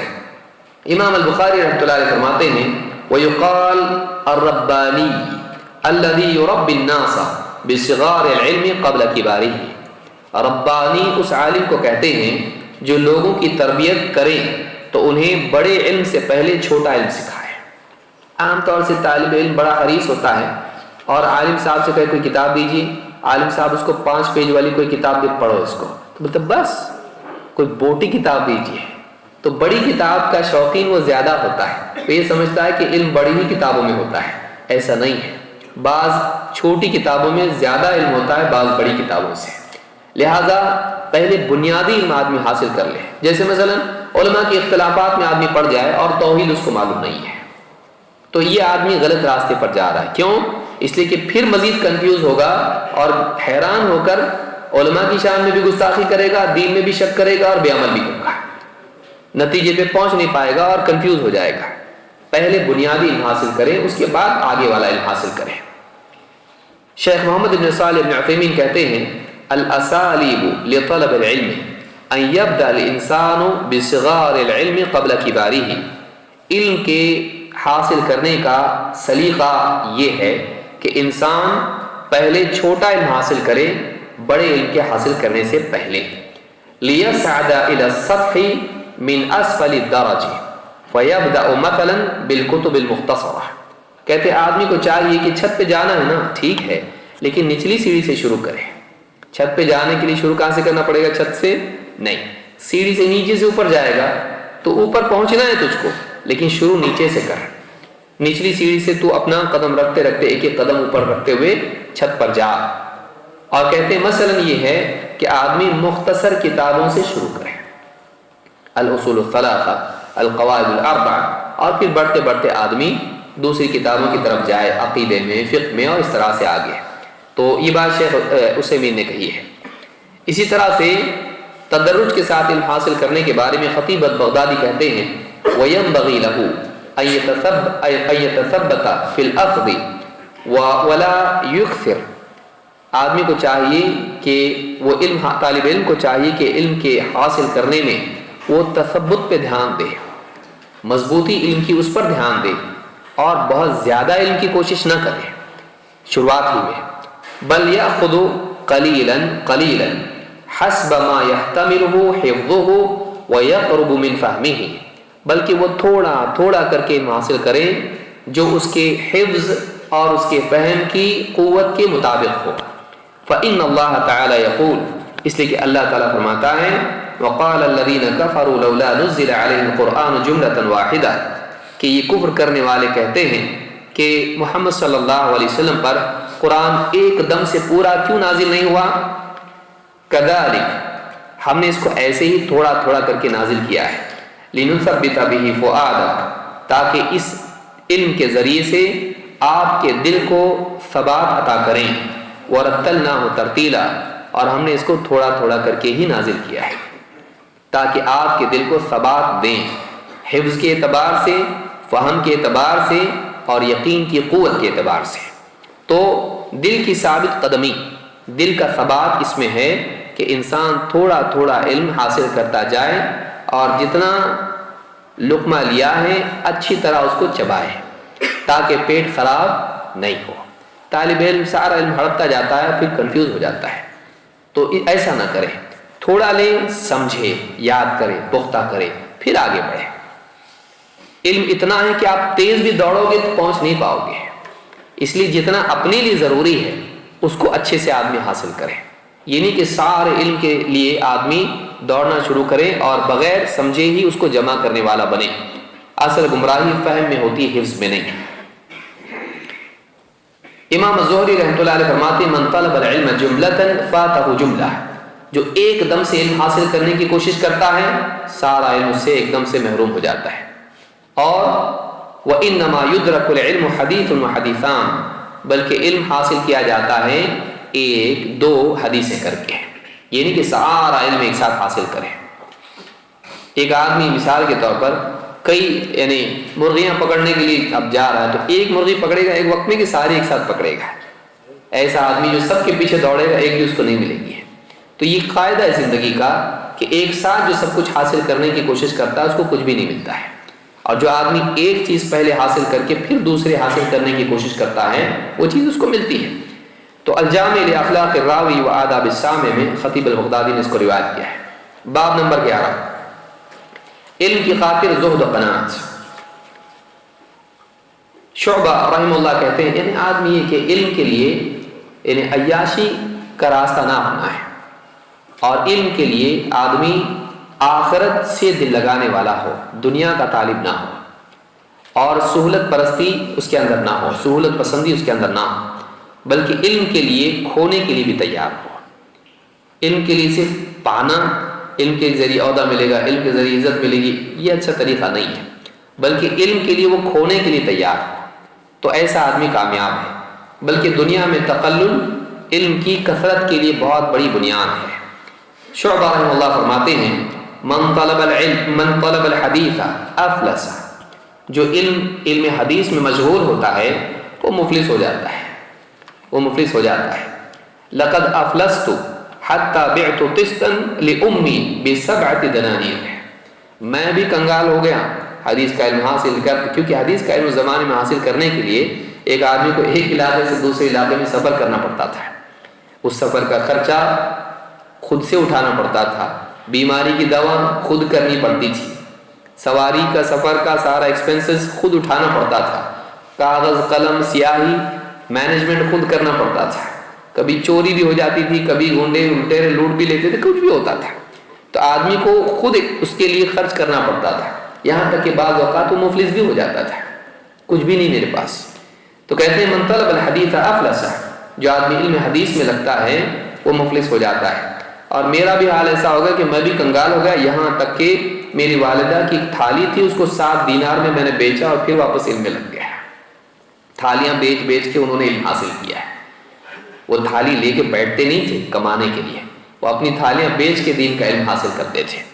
الجامع میں امام خطیب بغدادی نے الجامع لاخلاق الراوی میں اس کو ذکر کیا ہے۔ ابن القاسم کہتے ہیں افضى بمالک طلب العلم الى ان نقض سقف بیته فباع خشبه ثم مالت علیہ الدنیا بعد۔ کہتے امام مالک کا طلب علم میں یہ حال ہو گیا کہ انہوں نے اپنے گھر کا ایک یعنی چھت میں سے ایک لکڑی توڑ کے نکالی اور وہ لکڑی بیچ کے پھر انہوں نے علم حاصل کیا۔ گھر کی جو ہے چھت کی لکڑی نکالی اور اس لکڑی کو بیچ کے پیسے لیے اور پھر علم میں لگے۔ کہتے ہیں ثم مالت علی دنیا بعد، دنیا بعد میں ان کے قدموں میں آئی ہے۔ پہلے دنیا آئی پورا، آج ہمارا مزاج کیسا ہے؟ سارے ارینجمنٹ ہو، ساری فیسلٹی ہو، سب کچھ ملے پھر علم حاصل کریں گے۔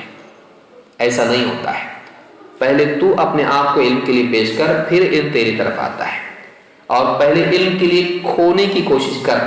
اگر تو چاہتے کہ علم تیرا ہو تو پہلے علم کے لیے پہلے کھونا ضروری ہے، اس کے لیے کم از کم آمادگی انسان میں ہونا چاہیے۔ ترتیب المدارک میں قاضی ایاز نے اس کو ذکر کیا ہے۔ النضر ابن شمیل کہتے ہیں لا یجد الرجل لذت العلم حتی یجوع وینسى جوعہ۔ تاریخ الاسلام میں امام ذہبی نے اس کو ذکر کیا ہے، کہتے ہیں کہ ایک آدمی علم کی لذت، واقعی لذت علم کی اس وقت تک کہ محسوس نہیں کر سکتا ہے جب تک کہ بھوکا ہو، بھوک لگے اس کو اور وہ اپنی بھوک کو بھی بھول جائے۔ علم میں ایسا مشغول ہو کہ اسے بھوک لگے لیکن کھانے کا ٹائم آگے نکل گیا، بھوک لگی اور پھر بھوک بھی چلی گئی اور بھوک بھی بھول گیا کہ میں بھوکا تھا۔ وہ ایسا علم میں مشغول ہو، پڑھنے میں، سیکھنے میں، سکھانے میں، لکھنے میں، کہ اپنے علم کی مشغولیت میں بھوک کے اوقات اس کی نکل جائیں لیکن وہ بھوک کو بھی بھول جائے، علم کا اتنا استحضار اس کو ہو اور علم میں اتنا مشغول وہ ہو جائے۔ ابو ہریرہ رضی اللہ عنہ کہتے ہیں ان اخواننا من المہاجرین کان یشغلهم الصفق بالاسواق۔ ہمارے جو مہاجر بھائی تھے وہ بازاروں میں تجارت میں مشغول ہوا کرتے تھے، ان کا مشغلہ تجارت تھا۔ وَإِنَّ إِخْوَانَنَا مِنَ الْأَنصَارِ كَانَ يَشْغَلُهُمُ الْعَمَلُ فِي أَمْوَالِهِمْ۔ اور ہمارے جو انصاری بھائی تھے ان کا مشغلہ جانور تھے، وہ اپنے جانوروں میں یا کھیتی باڑی میں مشغول رہا کرتے تھے۔ وَإِنَّ أَبَا هُرَيْرَةَ كَانَ يَلْزَمُ رَسُولَ اللَّهِ صلی اللہ علیہ وسلم بِشِبْعِ بَطْنِهِ۔ اور یہ جو تمہارا ابو ہریرہ ہے یہ اللہ کے رسول صلی اللہ علیہ وسلم سے چمٹا رہتا تھا، آپ کے پیچھے پیچھے رہتا تھا، آپ کی ملازمت کرتا تھا، یہاں تک بِشِبْعِ بَطْنِهِ اپنے پیٹ کی بھوک کے ساتھ، بھوک کے باوجود، یعنی پیٹ بھر کھانا مل گیا بس۔ وَيَحْضُرُ مَا لَا يَحْضُرُونَ وَيَحْفَظُ مَا لَا يَحْفَظُونَ۔ یہی وجہ ہے کہ وہ ایسے مواقع پر حاضر رہتا تھا جہاں دوسرے نہیں ہوتے تھے، اور اس نے ایسی باتیں یاد کر لیں جو دوسروں سے یاد نہ ہو سکی۔ تو جتنا کھانے کو مل گیا بس وہی کھا لیتا تھا اور اسی پر گزارا کر لیتا تھا، کما کے جما کے سنبھال کے رکھیں گے نہیں، کھانے کو مل گیا بس۔ بلکہ لمبا واقعہ آپ جانتے ہیں، ایک مرتبہ دودھ کا پیالہ آیا اور آپ صلی اللہ علیہ وسلم نے کہا یہ بالکل بھوکے تھے، ابو بکر صدیق گزرے، عمر بن خطاب گزرے اور ان سے ایک آیت پوچھی، انہوں نے بتایا اور نکل گئے، سمجھانے کی ان کو بھوک لگی ہے۔ پھر اللہ کے نبی صلی اللہ علیہ وسلم آیا، پہچان لیا کہ بھوکے ہیں، چہرہ دیکھ کے سمجھ گئے، تو آپ نے ساتھ میں لے لیا اور گھر لے آئے اور پھر دیکھا تو دودھ تھا، کہا جاؤ سارے صفحہ والوں کو بلا کے لے آؤ۔ کہا کہ اب مشکل ہے، اب دیکھو ایک پیالہ ہے اور میں بلاؤں گا تو سب کو مجھ کو پلانے کے لیے بولیں گے، تو ان کو ملے گا، مجھ کو تو ملنے والا دکھتا نہیں ہے، لیکن سب کو پلایا، اخیر میں آپ نے ان کو دیا، انہوں نے پیا، خوب پیا خوب پیا خوب پیا، اور پھر اس کے بعد اللہ کے نبی صلی اللہ علیہ وسلم نے وہ دودھ پیا، سب کے لیے وہ ایک پیالہ کافی ہو گیا۔ تو اس سے معلوم ہوتا ہے کہ لوگ ایک پیالے دودھ پہ گزارا کر لیتے تھے۔ آج ہمارے پاس کیا کچھ نہیں ہے، لیکن علم کی وہ برکات نہیں ہے۔ تو ایک انسان جب علم کے لیے مجاہدہ کرتا ہے تو اس کے علم میں برکت اور نور پیدا ہوتا ہے۔ تو یہ جو بات ہے، یہ واقعہ ہے ابو ہریرہ رضی اللہ عنہ کا، یہ بخاری نے کتاب العلم میں ذکر کیا ہے۔ ابن جماعہ کہتے ہیں ابن جمع رحمہ اللہ فرماتے ہیں اپنی کتاب یعنی آداب میں طالب علم کے لیے، کہتے ہیں ان یقنع فی القوت من القوت بما تیسر، غذا کے اعتبار سے جتنا میسر ہو اسی پر کفایہ کرے، وَإِن كَانَ يَسِيرًا، چاہے اس کا کھانا پینا جو بھی ضرورت کی چیزیں ہیں وہ تھوڑی کیوں نہ ہو، وَمِنَ اللِّبَاسِ بِمَا سَتَرَ مِثْلَهُ وَإِن كَانَ خَلَقًا، کہ لباس میں سے جتنے سے اپنے جسم کی چھپانے کی سے ڈھانپ لے اتنا مل جائے بس کافی ہے، چاہے پرانا ہی کیوں نہ ہو۔ اور فَبِالصَّبْرِ عَلَى ضِيقِ الْعِيشِ يَنَالُ سَعْةَ الْعِلْمِ، کہتے ہیں کہ زندگی گزارنے کے لیے جو اسباب ہوتے ہیں ان کی تنگی پر صبر کرنے سے علم کی وسعت حاصل ہوتی ہے۔ سب مل جائے علم حاصل کروں گا بگڑ جائے گا، اسی میں لگ جاتا ہے۔ تنگی سے علم کی قدر اور برکت دل میں آتی ہے۔ تو تذکرۃ السامع میں انہوں نے یہ بات ذکر کی ہے۔ باب نمبر 12 میں سمجھتا آدھا ہی ہونے والا ہے، انشاءاللہ آدھا کبھی اور مکمل کریں گے۔ علم پر عمل کرنا، علم پر عمل کرنا، اور یہ سمجھتا آخری بات ہماری ہے، اسی کو ہم ذکر کر کے بات ختم کریں گے۔ علم پر عمل کرنا، علم اور عمل دونوں کو جمع کرنا۔ ایک وہ لوگ ہیں جو علم حاصل کرتے ہیں اور عمل نہیں کرتے ہیں، یہ یہود کے مثل ہیں۔ دوسرے وہ لوگ ہیں جو عمل کا شوق رکھتے ہیں، مجاہدے کی تڑپ رکھتے ہیں، لیکن علم حاصل نہیں کرتے، یہ نصارہ کے مثل ہیں۔ ان دونوں کے راستے سے بچنے کی تلقین اللہ نے کی ہے، غیر المغضوب علیہم ولا الضالین۔ مغضوب علیہم کون ہیں؟ ابن عبد الوہاب، محمد ابن عبد الوہاب رحمہ اللہ فرماتے ہیں غیر المغضوب علیہم، مغضوب علیہم وہ لوگ ہیں جنہوں نے علم حاصل کیا لیکن عمل نہیں کیا۔ ضلال کون ہیں؟ آپ فرماتے ہیں کہ یہ وہ لوگ ہیں جنہوں نے عمل کیا لیکن علم کے بغیر۔ ان کی مثال کون ہے؟ ترمذی کی روایت میں آپ نے فرمایا کہ مغضوب علیہم جو ہیں یہ یہود ہیں اور ضلال نصارہ ہیں۔ تو دونوں کو جمع کرنا صحابہ کا طریقہ ہے۔ عبداللہ بن مسعود رضی اللہ عنہ فرماتے ہیں تعلموا تعلموا فاذا علمتم فاعملوا، کا علم حاصل کرو، علم حاصل کرو، لیکن جب علم حاصل کرو تو عمل بھی کرو۔ علم کے لیے حاصل مت کرو، علم عمل کے لیے حاصل کرو۔ ویسی جیسے کوئی آدمی کہے مجھے فلاں جگہ جانا ہے، اس کا ذرا نقشہ بتا دیجئے، راستہ بتا دیجئے، معلوم کیا اور بیٹھ گیا۔ یہ آدمی جو راستہ جانتا ہے منزل پر نہیں پہنچے گا۔ منزل پر پہنچنے کے لیے راستہ جاننا شرط ہے، کافی نہیں۔ یاد رکھیے میری بات، منزل پر پہنچنے کے لیے راستے کا جاننا شرط ہے لیکن کافی نہیں ہے۔ منزل پر پہنچنے کے لیے راستہ جاننے کے ساتھ ساتھ راستے پر چلنا بھی ضروری ہے، اور ایسا چلنا کہ چلتے چلتے دائیں بائیں باغ میں نہیں جانا، چلتے رہنا جب تک کہ منزل نہ آ جائے، راستے پر باقی رہنا، دوام اس میں ہو۔ احب العمل الی اللہ ما دوم علیہ یا ما داوم علیہ صاحبہ، اللہ تعالیٰ کے نزدیک محبوب ترین عمل وہ ہے جس پر عمل کرنے والا مداومت برتے ہیں، باقی رہے، ہمیشہ کرتا رہے۔ تو کہا کہ علم حاصل کرو، علم حاصل کرو، اور جب تم علم حاصل کرو تو عمل بھی کرو۔ اقتداء العلم العمل، اس میں ابن ابی خیثمہ نے اس کو روایت کیا ہے۔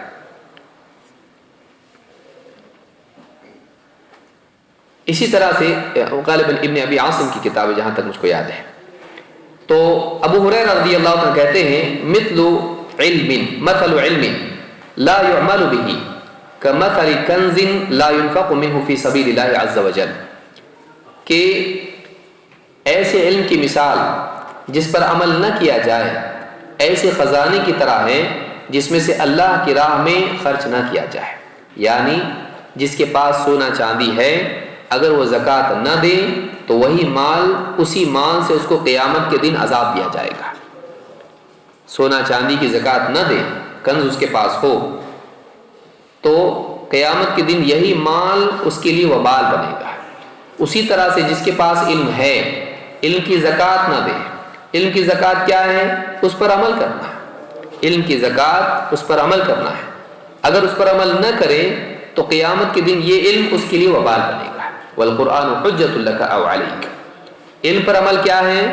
خود اپنی ذات کے سلسلے میں اس کی تعمیل کرے اور دوسروں کو اس کی تعلیم دے۔ علم کی زکوٰۃ کیا ہے؟ تعمیل و تعلیم۔ یہ دو چیزیں ان کی زکوٰۃ ہیں۔ اسی لیے ایک روایت میں ہے کہ علم لا یقال به ککنز لا ينفق منه فی سبیل اللہ، علم جس کے مطابق آدمی دوسروں کو تعلیم نہ دے، دوسروں کے سامنے اس کو بیان نہ کرے، اس کی مثال خزانے کی طرح ہے جس میں سے اللہ کی راہ میں خرچ نہ کیا جائے۔ سفیان الثوری رحمۃ اللہ علیہ فرماتے ہیں العلم یہتف بالعمل فإن أجابه وإلا ارتحل، علم عمل کو آواز دیتا ہے، اگر عمل آ جائے تو ٹھیک، ورنہ علم چلا جاتا ہے۔ جیسے کوئی آدمی کسی کے دروازے پر جائے اور دستک دے، 3 بار استئذان اجازت لے، اندر سے کوئی آواز نہیں آئی، اس کو ریسیو کرنے کے لیے کوئی آیا نہیں، دروازہ کھلا نہیں، اس کے لیے حکم کیا ہے؟ وَإِلَّا فَلْيَرْجِعْ، واپس لوٹ جائے۔ اسی طرح سے علم عمل کے گھر پہ آتا ہے، دستک دیتا ہے، آواز دیتا ہے، اگر عمل آ جائے، عمل علم کو ریسیو کرے تو ٹھیک، اگر عمل کی طرف سے کوئی رسپانس نہ ہو، علم چلا جاتا ہے۔ معلوم ہوا کہ علم کے ضائع کرنے کے اسباب میں سے ایک بڑا سبب بے عملی ہے، لہذا آدمی کا عمل نہ کرنا اس کے علم کو برباد کر دیتا ہے۔ جامع بیان العلم میں یہ بات سفیان الثوری رحمۃ اللہ علیہ کی ابن عبد البر نے ذکر کی ہے۔ اللہ تعالیٰ قرآن کریم میں فرماتا ہے یا ایھا الذین آمنوا لم تقولون ما لا تفعلون کبر مقتا عند اللہ ان تقولوا ما لا تفعلون، اے ایمان والو تم ایسی باتیں کیوں کرتے ہو جن پر تم عمل نہیں کرتے؟ اللہ کے نزدیک یہ چیز بڑی قابل نفرت ہے کہ تم ایسی باتیں کہو جو تم کرتے نہیں ہیں، ایسے دعوے کیوں کرتے ہو کہ وقت آنے پر تم اس کو نبھاتے نہیں۔ موقع ملتا تو ہم یوں کرتے، نبی صلی اللہ علیہ وسلم کے زمانے میں ہوتے تو ہم خوب علم حاصل کرتے، خوب عمل کرتے، دین کے لیے قربانیاں دیتے، ہاں، لیکن تمہاری زندگی میں موقع جب آیا علم حاصل کرنے کا، عمل کرنے کا، دین کے لیے کچھ کرنے کا، تم نے نہیں کیا۔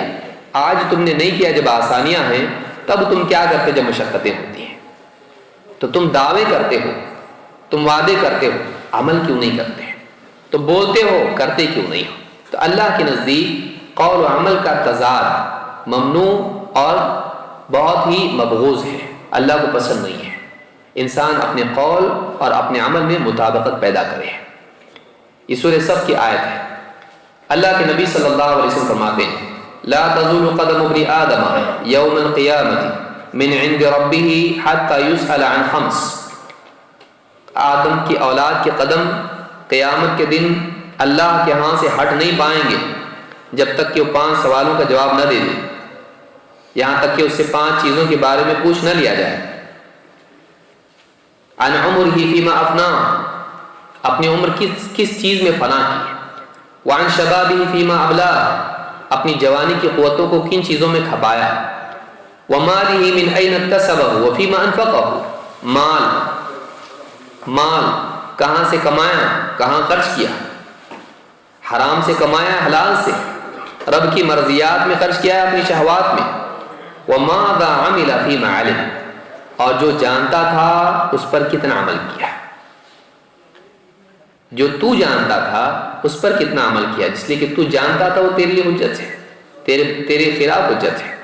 نہیں جانتا تھا ایسا نہیں ہے، جانتا تھا پھر عمل کیوں نہیں کیا، کتنا عمل کیا اس پر۔ تو انسان سے علم پر عمل کے بارے میں پوچھا جائے گا۔ علم وسیلہ ہے عمل کی تصحیح کا، اگر علم کے بعد عمل نہ ہو تو علم وبال ہے، علم محاسبے کا اور پکڑ کا ذریعہ ہے۔ اس حدیث کو امام ترمذی نے روایت کیا۔ تو ایک طالب علم کے لیے چاہیے کہ وہ علم حاصل کرے تو اس کے مطابق عمل بھی کرے۔ تو میں سمجھتا ہوں آج کے لیے اتنا کافی ہے، مزید اور کئی ابواب ہیں۔ یہ کون سا باب تھا؟ باب نمبر 12 تھا، کل ملا کے 27 باب ہیں اس میں۔ انشاءاللہ کبھی موقع ملا تو انشاءاللہ ان باتوں کو بھی ہم دیکھیں گے، اور اللہ تعالی ہم سب کو دین کا علم حاصل کرنے والا اور اس پر عمل کرنے والا، اس کی اشاعت و حفاظت کرنے والا اور اس کا دین کا دفاع کرنے والا ہم سب کو بنائے۔ اقول ھذا واستغفر اللہ لی ولکم۔